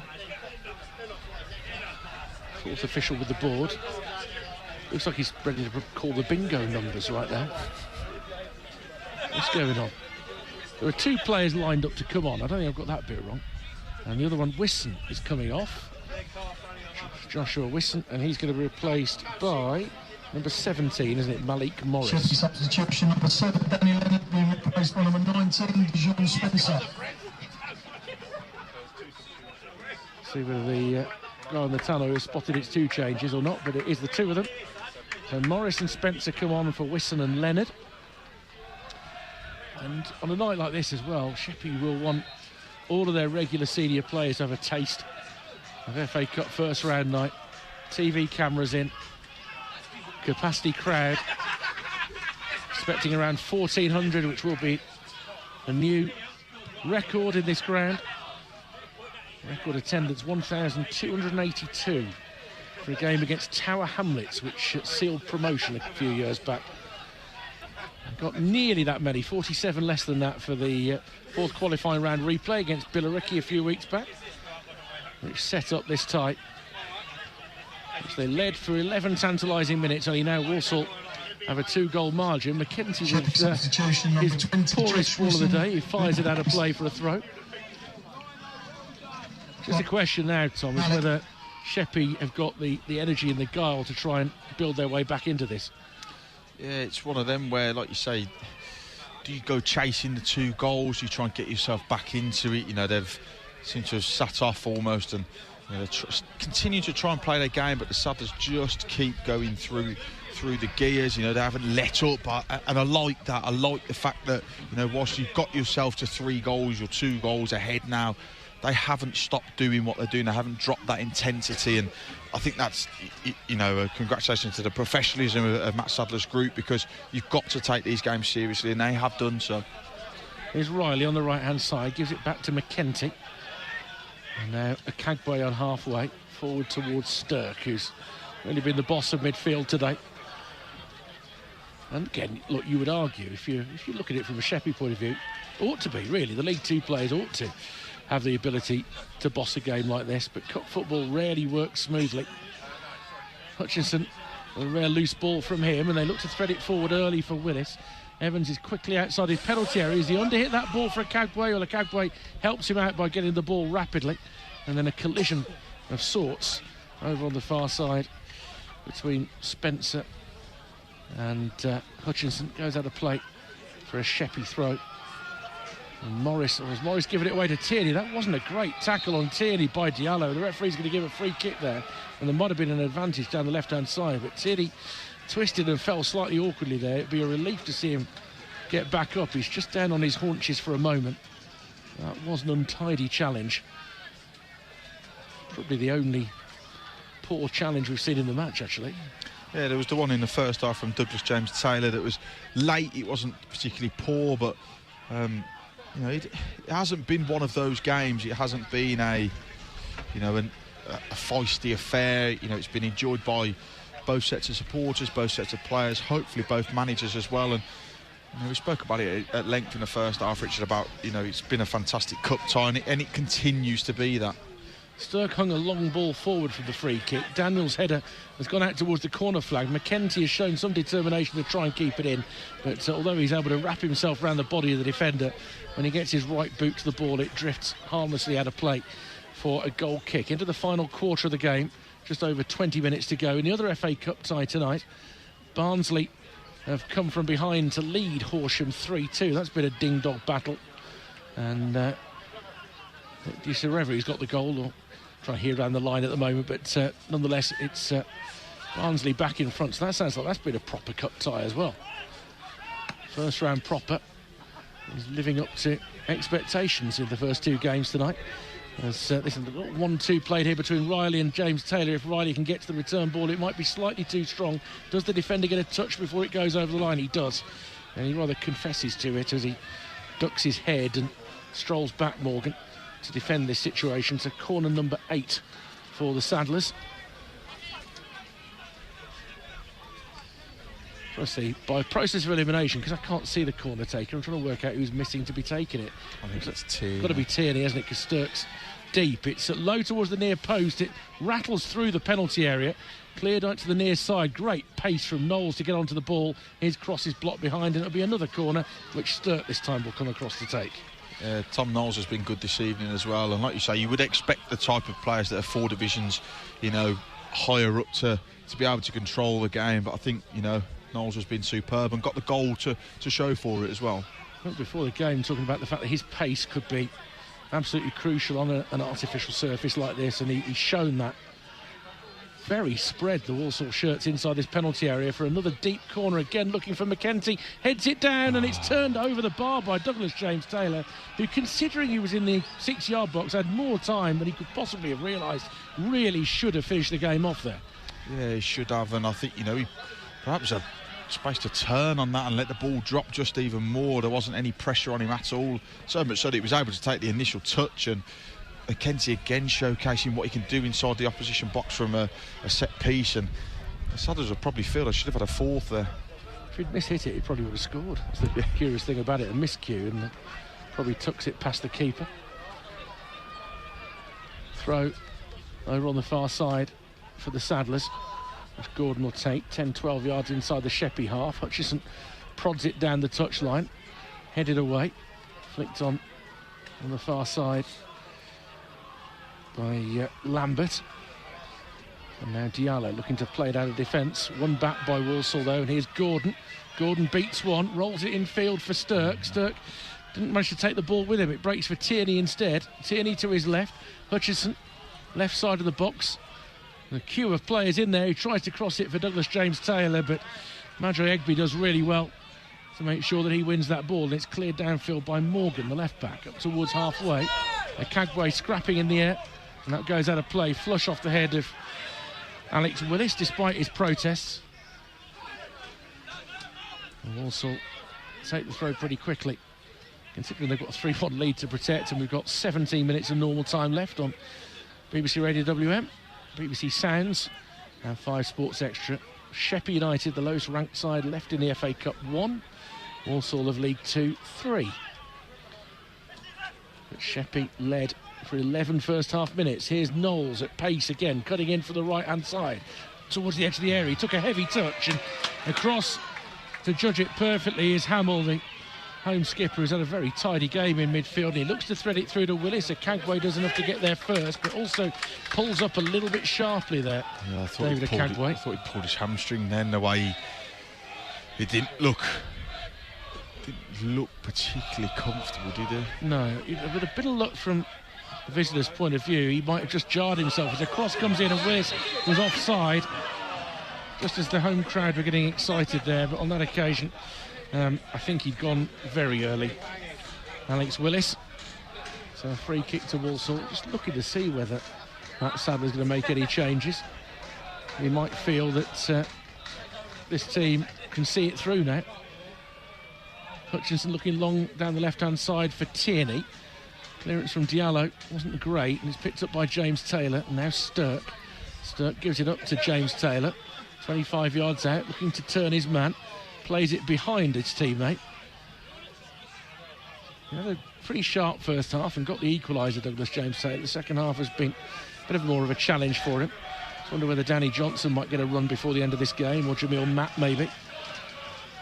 Here's Sturck looking out towards the left-hand side, and Gordon, his usual running mate down that flank. Hutchinson has taken up a position rather more in field, so he goes back to Daniels instead. Daniels looking for the run of Tierney. Tierney with the cross, but he's miscued that, and he's sliced it out of play for a goal kick. There is some activity on the visitors' bench at the moment. Brendan Comley by the looks of things. Perhaps Dave Akagwe just feeling that hamstring there. It looks as though they might make that change, and we might actually see McKenty drop back into that central defensive role and then play Brandon Comley in midfield. I think that would be the more sensible option to do. Yeah, that could be the solution.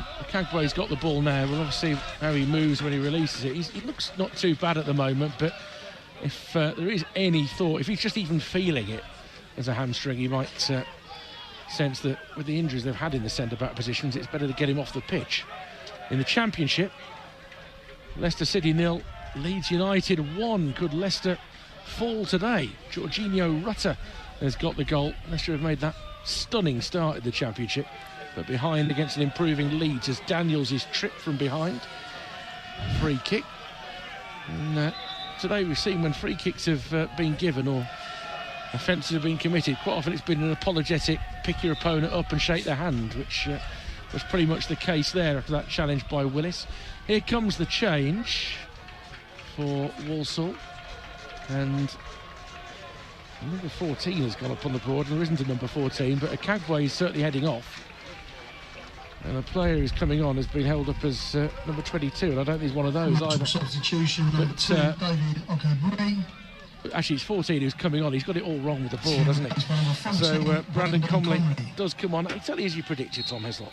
Yeah, it is. I think, Oshin certainly offers you that option to go into at centre half, and he's good enough to do both positions. And now it's about managing this game. I think Brandon Comley is exactly the type of player you'd want in this sort of situation, just to come on and settle the game down.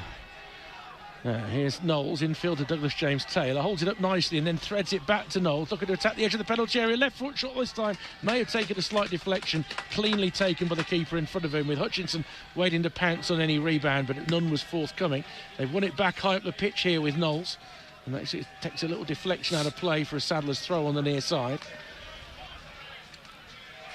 The home side have still got one opportunity to make more changes, as it's threaded infield here for Riley, right side of the penalty area. Riley, oh dear, he created in the end what was a rather poor shot for himself, and Ross Tierney looks crestfallen in the middle, because I think he was sizing up a second goal. If he just rolled it in field, it would have been Tierney's to tuck home. Oh, I shouldn't laugh, because I have to work with him, but I don't know what Joe Riley's thinking at that point. The ball just got away from him. He's seeing his name up in the Sheppey lights there, getting a 4th goal for the Sadlers, but it's a poor effort from Joe Riley. Well, he's never scored for Walsall, so that might have been part of it. It's 3-1. A 4th goal would surely finish it off. We've got 12 minutes of normal time left now, as Comley rolls it back to his keeper, Owen Evans. Wanting it out on the left-hand side was pulled out there. Hutchinson over there as the ball is through the inside right channel to James Taylor, gets it under control, dabbed back for Knowles, 10 yards inside the home half. Lovely ball out towards the far side for Tierney, gets down towards the corner flag. Diallo has come out to try and defend him, lays it back for Gordon driving in field, left-footed, tries to fire in a shot with the right, takes a deflection, and that goes behind for another Sadler's corner. That make that double figures, 10 that they've had in the game there. Wow, didn't think it was that in there. Yeah, 10-2 the corner count. Again, though, just allowing the likes of Liam Gordon to cut inside there and get a shot away, albeit a pretty lacklustre one. It results in a set piece, and Donovan Daniels going forward. I'm expecting to see him or Oshin McKenty get on the end of this one if it's a good delivery. Stirk again raises the right arm, hangs it up, attacking it is Donovan Daniels, got a glancing header on it but not enough, and it's smuggled clear, and there could be a break on here, although it's delayed by the presence of Tierney, and Walsall win it back and nod it to the right hand side where Hutchinson is temporarily. Infield to McKenty, gets himself turned on the edge of the box. McKenty, I think he fancied a shot there, but it never quite sat kindly for him, so he gives it back to Daniels, and now Knowles. Hutchinson back to goal, 25 yards out. Nice little feet there from him. And then McKenty out towards the left-hand side. And Tierney. Comley, his first touch in the opposition half. Gets it back from Riley. Has space to get himself turned, and the game management has been excellent here from Walsall since that 3rd goal. Stirk now out towards Gordon. If an opportunity presents itself, they'll try and take it. Otherwise, they'll try and maintain possession as we go into the final 10 minutes. That's what you want, though, isn't it, from Matt Sadler's side? You want just to now relax on the ball. Don't try and force anything. You don't need to go and push for the 4th goal. And, like you say, that game management's been superb, and it's just about working it from side to side, as the Sadlers are currently doing, just to try and wear the game down. Sheppey are going to make at least one more change very shortly. They've got another substitute ready at the moment. Here's Comley out to the left-hand side, and Tierney. Tierney has Gordon outside him, gets it back instead low from Comley, and then just nudges it to his right for Riley. Riley through the inside right channel, getting turned is Hutchinson into the penalty area. Shot takes a deflection and comes back outside the penalty area, hooked over his shoulder by Bessie Saldana. And now Daniels using his strength to hold off his man, and Tom Knowles plays a rather awkward looking back pass that Evans has to scuttle to the right side of his penalty area to pick up. A word of warning always in the cups like this is Sheppey will, I've got to believe, if they could just sneak a goal in the next 7 or 8 minutes, it could yet be a grandstand finish, and the crowd would be part of that as well. They would go mad if they got a goal back here and gave themselves a chance. Sturt finds Comley. 29 attempts at goal, by the way, the current figure for Walsall. 14 on target. 3 attempts for the visitors, for the home side rather. Here's Hutchinson, good control. He looks eager to try and add his name to the score sheet. He's been bright and busy.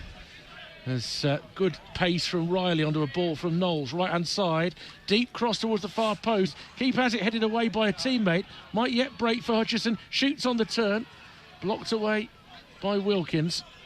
And now it should be walloped by the left foot of Hamill up towards halfway. One back by McKenty. Hutchinson trying to force his way to the penalty area. No way through this time. Thought he should have a free kick. The referee having none of it. And now there should be a free kick against McKenty for a tug on a shirt. If it had been a free kick, it would have been a yellow card, surely. The referee does give it in the end. But McKenty gets away with what could have been a cautionable situation.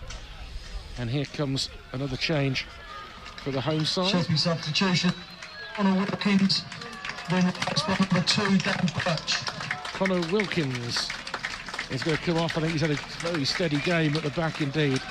And he's going to be replaced by Dan Birch. And number 12, Jacob Lambert. And Jacob Lambert is also coming off. And he's going to be replaced by Oladipo Durawoju, who was released by Crystal Palace a short while ago, but I understand from one of the chaps working here that he's got a chance at another professional club to go on a 3-week trial soon, so the youngster has got another stab at league football, which will be a great opportunity for him. Here's Willis now on the left-hand side as Sheppey looked to create a late comeback. Left corner of the penalty area, teasing his man a little bit, but then runs into the challenger, McKenty, who just waited to see if he was going to make his mind up and releases it downfield to Douglas James Taylor, who initially holds it up well, but in the end he's crowded out. And Madri Egbe gives it back to the substitute Birch, who doesn't necessarily have the stature of your normal centre-back, but I think certainly a keenness from Ernie Batten to get more players on the pitch and give them an opportunity. I think Connor Wilkins has done pretty well at the back for Sheppey, in truth, Tom. Yeah, he has, and I think, I don't think Sheppey have been particularly bad in this game. They've just had to set into their places, and they have done really well. Sturt finds Hutchinson, left side of the penalty area, driving it again, turns it across the 6-yard box, but it won't reach Tierney, and it was too far in front of Douglas James Taylor. So as well as the almost 30 attempts at goal Walsall have had, they've had quite a few balls go through the box as well. One back again. Oh, the referee has rather belatedly given a free kick there against McKenty. He waited until Tierney had made about 15 yards of territory before he gave that. And that Sadler doesn't look entirely enamoured by the thought, but there we go. We mentioned substitutions earlier. I do wonder, if it does get down to, perhaps 5 minutes or so of stoppage time being announced, whether we could see the likes of Dylan Thomas come on for a historic appearance in, a professional, game such as this. We saw him in the trophy, but could we see him in something like this? Yeah, there could be some danger down the left-hand side as Morgan creates room for a cross. It's a decent deep cross. Daniel's header doesn't get any distance on it. Willis out towards the right side of the 6-yard box. Has support from Spencer. Morris behind Spencer if he wants to drag it back to him. Spencer, low cross into the penalty area. Still not cleanly away, but Walsall should be able to clear this time with Sturck. And on the left-hand side, James Taylor will chase. Birch will beat him to the ball. puts good pressure on Birch and actually bundles into him and concedes a free kick. But, you know, for all that the away team have controlled this second half, when Sheppey come forward, it can very quickly become heart in the mouth time, because a goal back here would lead to plenty of potential drama. We've got just over 4 minutes of normal time to go. Sheppey United 1, Walsall 3 on BBC Radio WM, 5 Sports Extra and via BBC Sounds. It's been a professional performance from the visitors and what was set up to be the perfect banana skin for them. It's this team from the Isthmian League South East Division in the first round for the first time ever, and who led in the first half through James Bessie Saldana's terrific strike. A couple of very good goals in this game. Tom Knowles, the one that put Walsall in front, and then a very neat finish by Ross Tierney for 3-1. Here's Knowles on the right-hand side, gives it back to Comley. Comley for Hutchinson. Again, just dragging more time out of the game, but plenty of movement. Here's Comley, short for Gordon. In the other FA Cup tie tonight up at Oakwell, Horsham have equalised 3-3 at Barnsley. As Walsall look for another, here is an opportunity for Douglas James Taylor. Good save by the keeper. Sturt blocked on the rebound. Hutchison can fire in at the third attempt. And looks like the goal will stand. There are appeals as to whether the ball was kicked out of the hand of the goalkeeper, but the referee says there was nothing wrong with it, and Isaac Hutchinson has got his goal with 3 minutes to go, and he surely puts this tie to bed. It's Sheppey United 1, Walsall 4. Yeah, gets his reward for the hard work that he's put in all the way through the game, and I have to say it's a fantastic save initially from the goalkeeper, just to deny Douglas James Taylor getting a second goal of the evening. But Isaac Hutchinson, right on the money, takes his time as he just sidesteps past the defender and then fires it into the empty net. And you know, there's plenty of people asking the question, particularly from the Sheppey players, as to whether the goalkeeper had 2 hands on the ball, but I don't think he did, and I think it's the correct call. The Saddlers now 4-1 up in this game. We don't have the benefit of replays, as you can imagine. You know, they've done very well to accommodate us at all in this fabulous little non-league ground. But those of you seeing the pictures at home will have more idea as to whether that should have stood or not, but it does stand, and Isaac Hutchinson now has 7 goals for the season. Really has added that to his game this year. But Sheppey United looking to create. Morgan in the end falls over chasing a ball after a ricochet, and Oshie McKenty will start to work it clear. Riley with a neat turn was very aware of what was going on around him, and now Sturk out towards the left-hand side. Mike Taylor back in our studio, who will be taking your calls on BBC Radio WM after the final whistle on 08081 00 9956. He says the goalkeeper might have a case there, but may well have had the ball under control. As Walsall prepare a triple change in the dying embers of this, with just over a minute of normal time to go. And it does look to me like Dylan Thomas may well be one of them. We were trying to find out, one of your colleagues was trying to determine whether he's still 16 or whether he's had his birthday yet. He was 16 when he played against Brighton under-21s. But he didn't come up with a definitive answer, I don't think. Well, I'm going to say he's still, and I should know this, but I believe he is still 16 because our academy manager, Rob Williams, is desperate for us to mention him. And yeah, as Hutchinson plays it across the edge of the penalty area, opportunity for Sturt to try and create. It ricochets out, and another chance for Hutchinson, who tops it this time and sweeps it wide. Big moments as well coming off the bench now. Volin Meneyese as well, you know.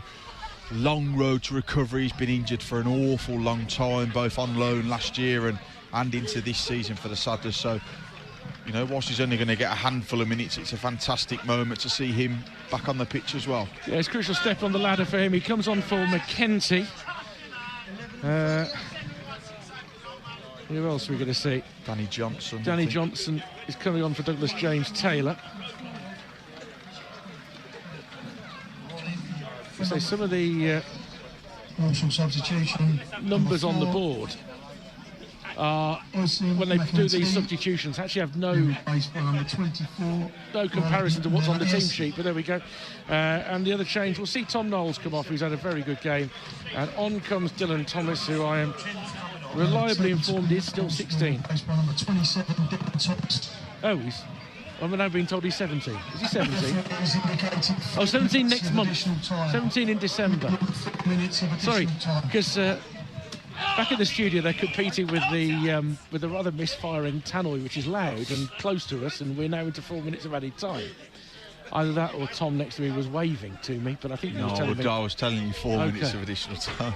Great moment this though for the academy. You know, we sort of spoke about Sheppey having pathways of, you know, they've now got, you know, youngsters who are being offered opportunities to go back into the professional game as well, and it's great to see Dylan get on the pitch for this one. He's been with the first team all the way through pre-season, and he's, you know, takes part in training most days as well, I would say, with Matt Sadler and the rest of the first team group, and it's great to see him in this moment, you know, get on the pitch in such a fantastic occasion for both sides. He's short and he's fresh-faced, but he has got calves like Jack Grealish, Dylan Thomas. They are strong calves.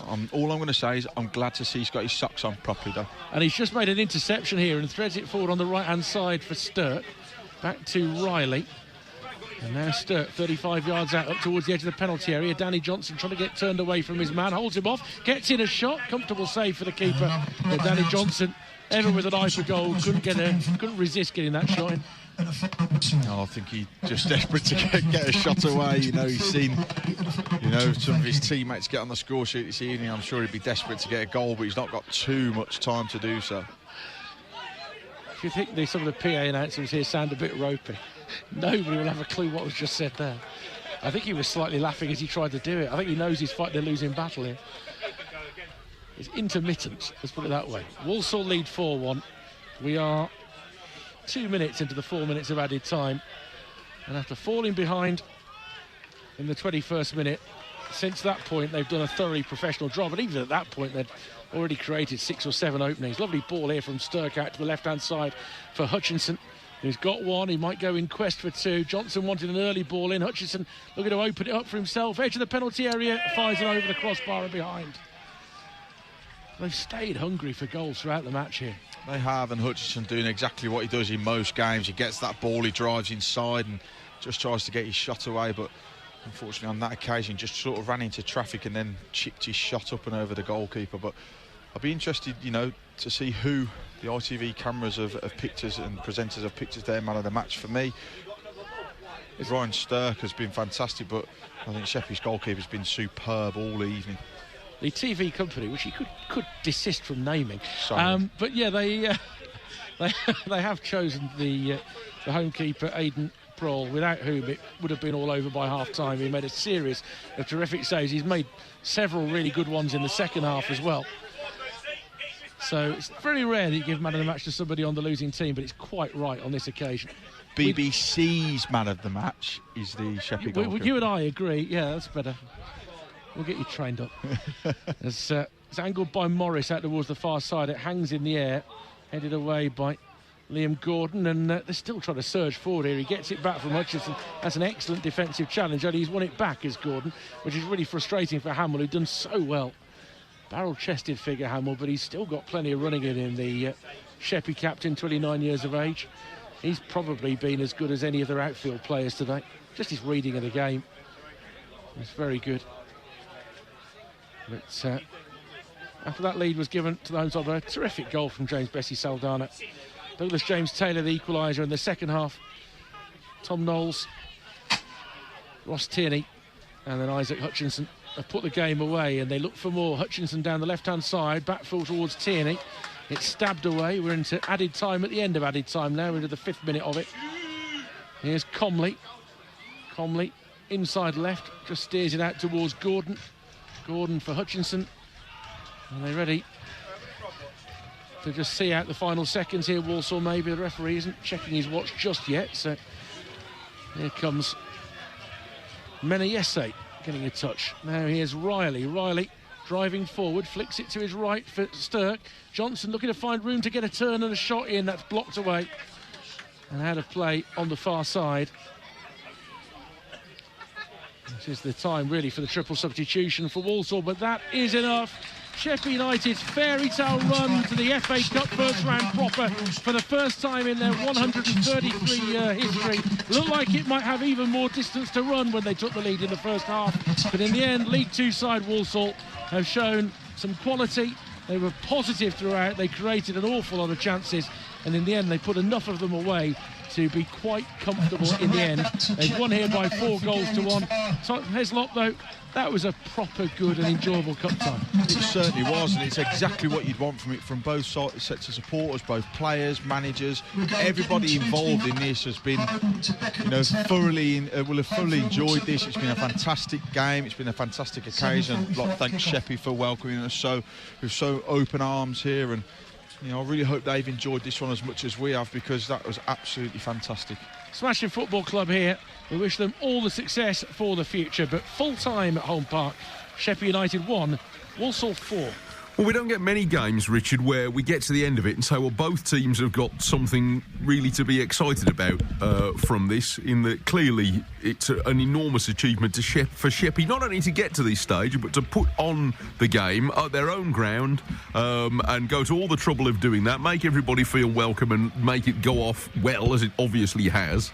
And Walsall have got what they wanted, because not only have they won, but they've won well. 36 shots, I think, gives an impression as to what the game was like. So actually, you don't often get games where everybody goes home happy, but I'd like to think everybody will tonight.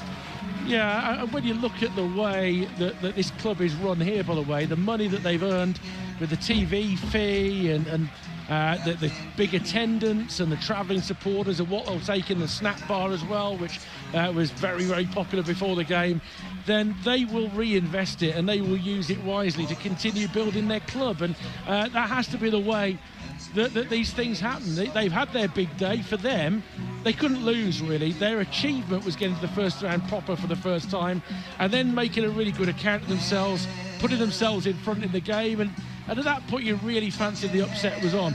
Now, credit to Walsall for dealing with it.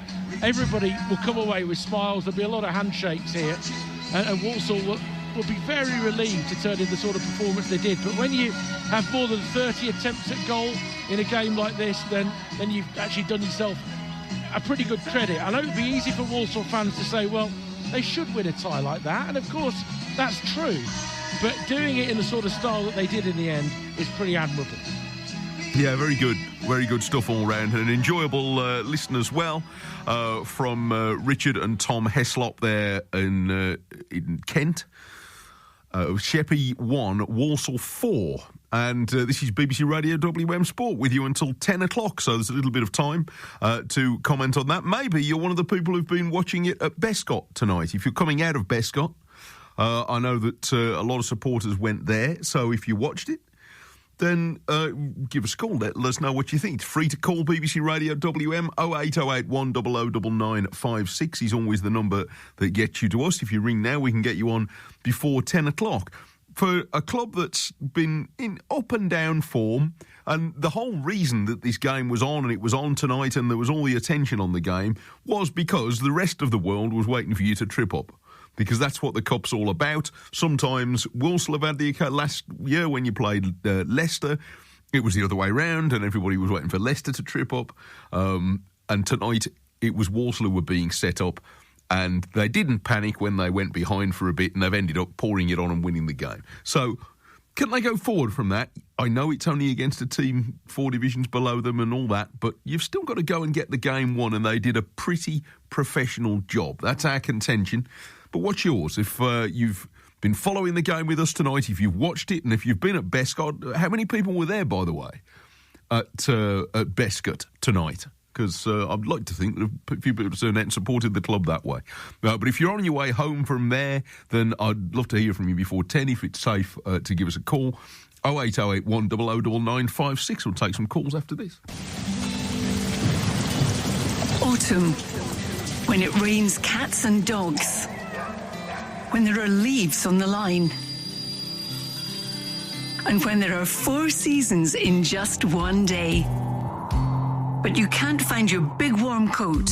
Plenty of autumn sunshine out there. Perhaps bringing some localised flooding. There's some pretty ferocious thunderstorms. Where we have the clearer skies, then we could see some fog developing. We've had plenty of wind and rain in the last few days, and the unsettled weather is expected to continue. We're here so you know what's happening. BBC Radio WM. Call 08081 00 9956.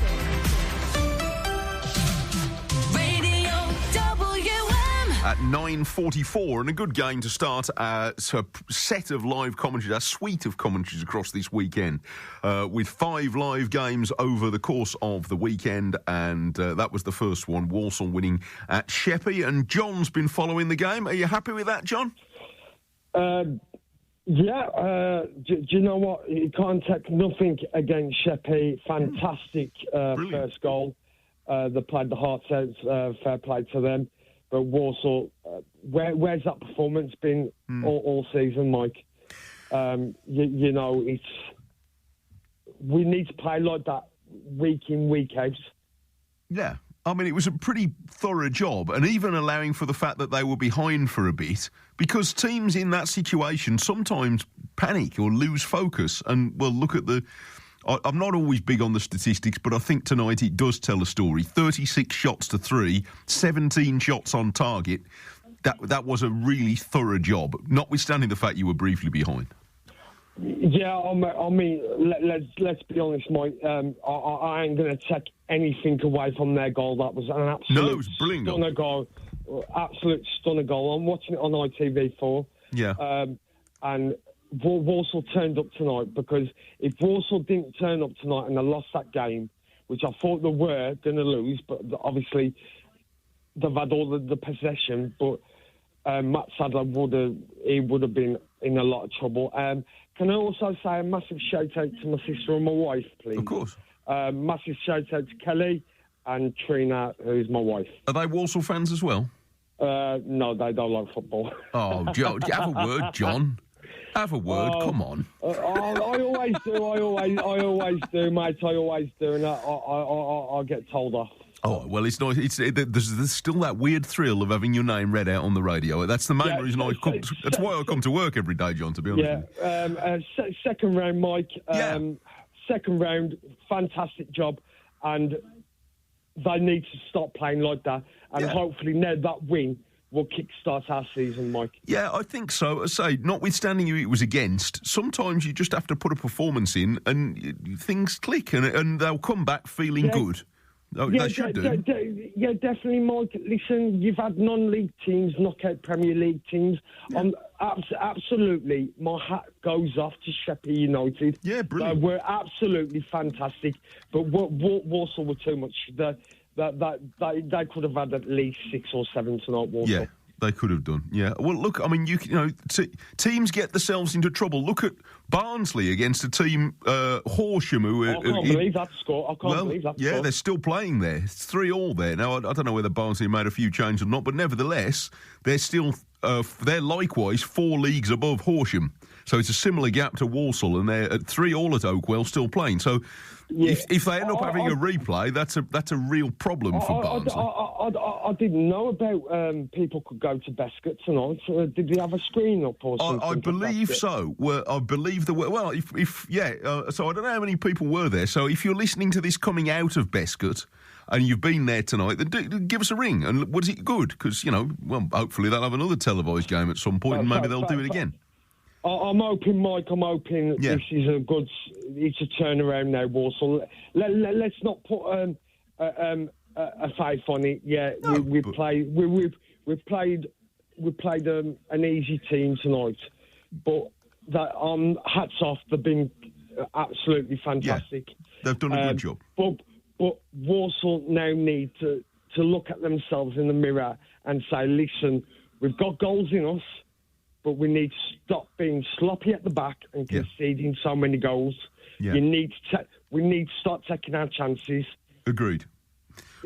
Absolutely dead right, mate. Good to talk to you, John. I'm going to move on because we were talking. Colin in Walsall has been by a Barnsley 3, Horsham 3 as a result and a replay, by the way. So there, you see, that's what can happen if you don't take care in one of these games. You can end up Barnsley have got a replay they could have done without. But Walsall are through. And Colin, I hope you had a great time there, Colin, because it sounded and looked great. It was, to be honest, a cracking game of football, FA Cup match. Yeah. Obviously, they scored first, so you're thinking, oh no, we're here today. But obviously, they give it all 100%. Yeah. Were you made welcome? Their kid was, yes, very welcome, Super. to be honest. Good. Yeah, but their kid was the man of the match without a doubt. Yeah, he did really well. Were you worried? Yeah. I'd rather not say. Yeah, all right. I think we'll take that as a yes. I mean, but I'm happy to be back home for 11 o'clock. Yeah, you'll be lucky if you get back for when the pub's open tomorrow. Never mind being before they shut tonight. Listen, I mean, to be fair, we might all have been a bit worried, but the players didn't panic. They just kept going. No. But there was a proper game of football. Two teams, wanted to win the game. No dirty tackles, no, diving and stuff like that, which you see in the, another division, if you know what I mean. I do. No, there were a lot of refreshing things about that. It was a really enjoyable game, and it had that bit of jeopardy in it.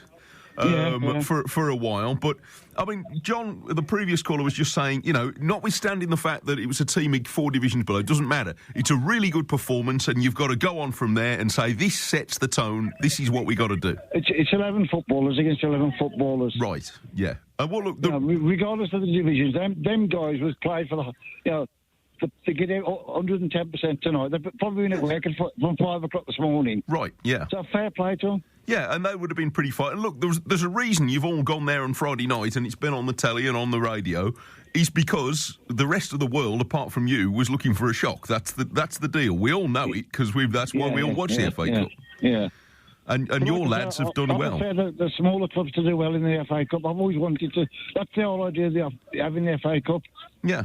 Well, like I said before, whatever the big boys do in the third round, that's totally up to them. If they would demoralise the FA Cup, that's totally up to them. Agreed. Well, look, now, I mean, you've got to get the second round ahead of you, and we don't know who you're going to draw in the second round. We'll find out on Sunday. But you're one win away from going into round 3, and then you might end up in the equivalent position to Sheppey. It might be your chance to go for a shock. And we were talking earlier. You can have your finish in the league is what's important. That's what goes in the record books. But the pictures you have up on your wall and the memories you've got, they're the big cup games. Those are the things that get you excited. I remember Man United 3-2. We drew no goals to Old Trafford, and the replays used to be the next Tuesday, not 10 days after. That's right. But beating Newcastle 1-0 at Fellas Park. Yeah, going down to Kings Lynn last year or the year before. Yeah. Well, these are the days you'll remember. You'll remember every time you hear the word Sheppey, or any time you go vaguely near that part of the world, you'll remember you had a good night out. Yeah, but that's what it's all about. Yeah. That's enjoying football, enjoying your life, and that's. I mean, we've had a good day out, good night. Good. Well, a good 3 days out. Yeah, I'll say. Yeah. How many's on the bus? 52. 52? Oh, excellent. Yeah. Right, so you'll be well away. You'll be through 10 green bottles 15 times on the way back. I'm talking about the song, Colin. Good. Listen, have a safe trip. Wish everybody well on the bus, won't you, from us? I will do. Cheers. And we'll speak again, I'm sure. Walsall at Sheppey tonight. There's Colin and his 51 friends on the bus. Man, they're in for a long journey, aren't they? But at least it's a happy one. Bob says, this is a good point, Bob's a Blues fan, says, I enjoyed the game. The pitch played well. Yes, it did, actually. You could see sometimes, looking at the pictures here, you could occasionally see some of the black bits you get from an artificial pitch sort of popping up. But yeah, the pitch played all right. It wasn't a factor. I think when we say plastic pitch these days, it's rather doing it a disservice. Because they're far more high-tech than that. All the grounds have a certain amount of, artificial material put into them. But the reason that they have it, and that clubs like Sheppey, and there's quite a few in our area, Rushall Olympic is one, Coles Lane in Sutton, I think that's another one. But some of them, they get funding, and then as long as they make it available to their community. So the football club benefits from it, and they get the use they need out of it, and the local community gets use out of it. And the whole point of that is it brings your community and your football club closer together, which has got to be a good thing all round. So well done to Sheppey, and they will no doubt have money that they will reap and put back into their club from tonight. There's still a little bit of time. I would like to talk to somebody who's been at Bescot, by the way. So if you've been at Bescot tonight watching that game, then I'd like to know what it was like. How many people were at Bescott tonight? Do we know? I haven't heard. But if you are one of them, then there's still a bit of time to get on before we leave you at 10 o'clock. Let me just remind you what's happening tomorrow on BBC Radio WM, because we have 4 games we're at and 3 live commentaries tomorrow on 95.6 FM. I'll be at Bramall Lane with Mel Eves for Sheffield United against Wolves, on DAB from our Birmingham service, and also on Freeview Channel 722. Richard Wilford and Daz Hale will be at St Andrews for Blues against Ipswich. And on our DAB Black Country transmitter, and as I often say, if you have a DAB radio, it's worth looking. They're on separate channels, so depending where you live, you might be able to get both. So if you get one and think, I wanted the other one, have a look, because you might be able to get it.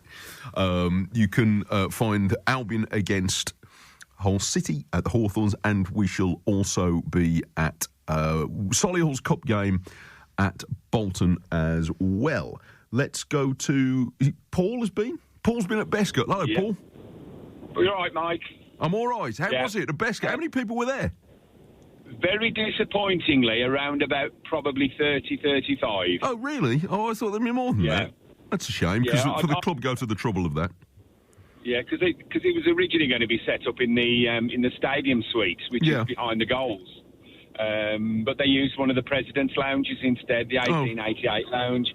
And there was probably only about 35, 40 at the very, very most. That's a pity. The Guinness was good. Well, you can't complain then. Yeah, the Guinness was good. The goals were good, so that'll do. That's right. Well, and it's a good... I mean, they did a good professional job. They got the job done, which is what it's all about. Didn't adjust. Can you go... I mean, the statistics are quite amazing, actually, if you look at them. Well, what I most like about that is they didn't panic. You know, 1-0 down in a cup tie like that, with everybody looking and saying, well, you know, here we go. You could have panicked, and they didn't. They just kept going. I mean, they had their 5 minutes or so after half-time. Yes. Where that guy skied it and blazed it wide. Yeah. And that corner when Evans came out and completely missed it. You know. Well, you're going to have some scrapes. If you go in a game like that, you're going to have a few scrapes along the way. Yeah. But I'm happy with that. It's a good performance. Good. A good, solid, all-round performance. And as you said, tight, professional, got the job done. Brilliant. And that's all you want. A minute to the kick-off, that's all you want. A good performance, you'd be in the next round. That's all you want. Here. Well, that's it. I mean, you're in the next round. Look at Barnsley. They've got to go and have a tricky replay tonight. They've had a 4-division gap, so that you can fall into that trap, and Walsall haven't. Absolutely. So, good stuff. Paul, safe journey home. Thank you for the call. Paul's is a point, if you know him, by the end of it. Sounds like he's had a good night. Nigel, are you there as well? No, unfortunately, I watched it on ITV tonight. Oh, all right. Well, never mind. You've seen the game. I've got a minute, so sum it up for me in a minute. Good performance, yeah? Yeah, I thought that the first half they struggled with the pace of the pitch and the bounce. Daniels was very poor for most of the match, except for his obviously wonderful pass to get the goal. But my man of the match, Knowles. Definitely Knowles. What a wonderful player. He never stopped running from the minute he got on the pitch. He was everywhere, and he made that game what it was. Yeah. I did a commentary on he was at the Leicester game, actually, last season with Davy Kelly, who you all know. And he said during the commentary, he said, Knowles, he's great to watch, isn't he? Because whatever happens in the game, he is absolutely... on it. He's going to chase the next ball like it's the last one he's ever going to chase. And I think that sets a great tone. He ran that game, and he absolutely deserved the Walsall man of the match. And I agree, probably their keeper did get that, absolutely, because he saved them. He could have been 7, 8, 9, and he deserved that. But Knowles, Walsall man of the match. Yeah, that's fair enough. And, I mean, again, as we've said, not to get carried away because there's a 4-division gap, but... You've got to go and do a good job. And the players should come back feeling pleased with themselves about that. You want them to feel good. Yeah, definitely. And they deserve it. They ought to have just opened the shoulders a bit and had a few more strikes from 20, 25, because they were getting them on target. Yeah. But, no, that's a decent job, that is, tonight. I'm pleased for them. Yeah, that's a good stuff. I'm proud of them. Good. Excellent. Good, Matt. Well, let's hope for a decent draw in the second round now.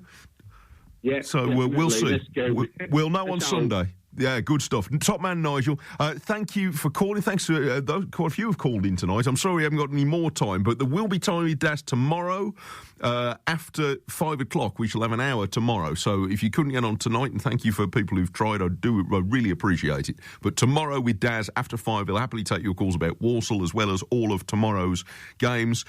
Quickly, a reminder, Sunday, Villa at 2 o'clock. That'll be live from Nottingham Forest. Tomorrow we will be with Solihull at Bolton. We'll be with Albion against Hull. That's on DAB. So is Blues against Ipswich. And on FM, it'll be Sheffield United against Wolves. All of the build-up starting with Das Hale at 2 o'clock. This is Mike Taylor. Thanks for your company this evening. What a smashing cup tie. This is BBC Radio WM at 10. On the BBC Sounds app, on your smart speaker. Play BBC Radio WM. And on your radio. The sound of the West Midlands is BBC Radio WM. At 10, with the BBC News, I'm Carl Hartley. There are calls for a Conservative MP who told an activist to go back to Bahrain in a row outside the Foreign Office to be sacked. Opposition parties want Rishi Sunak to remove the whip from Bob Stewart, who is the MP for Beckenham in South East London. He's been fined £600 after being found guilty of a racially aggravated public order offence. Dozens of flood warnings are still in place across England as we continue to feel the after effects of Storm Ciarán. The south coast of England and the Channel Islands have been battered with winds of up to 100 miles per hour. The storm knocked out power to thousands of homes, closed schools and damaged property and rail lines. In Jersey, many residents there are staying in hotels this weekend after their homes have been damaged. Sharon has told us about the situation her and her daughter faced. When we get in, that's when shock really hit me, because I didn't know that my windows had come in and there was glass and parts of the roof everywhere. So me and my daughter had to be in the kitchen basically awake the whole night. So no sleep, bit of a nightmare really. The Foreign Office says it's not been informed of any British nationals killed in Gaza. But James Cleverly, the Foreign Secretary, has warned that they sometimes get contradictory information. His comments come as around 100 British citizens are being allowed to leave Gaza for the first time since the conflict began.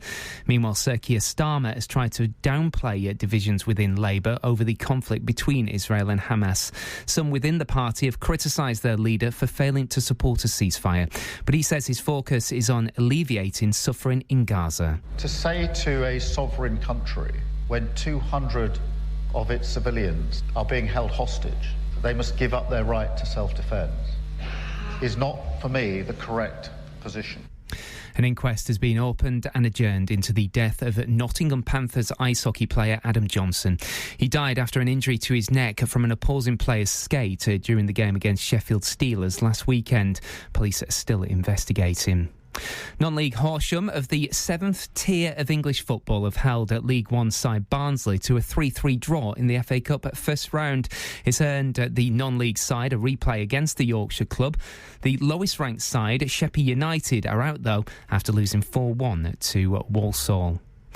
And imagine wanting a PlayStation 5 for your birthday, but getting a 10-litre bag of cat litter instead.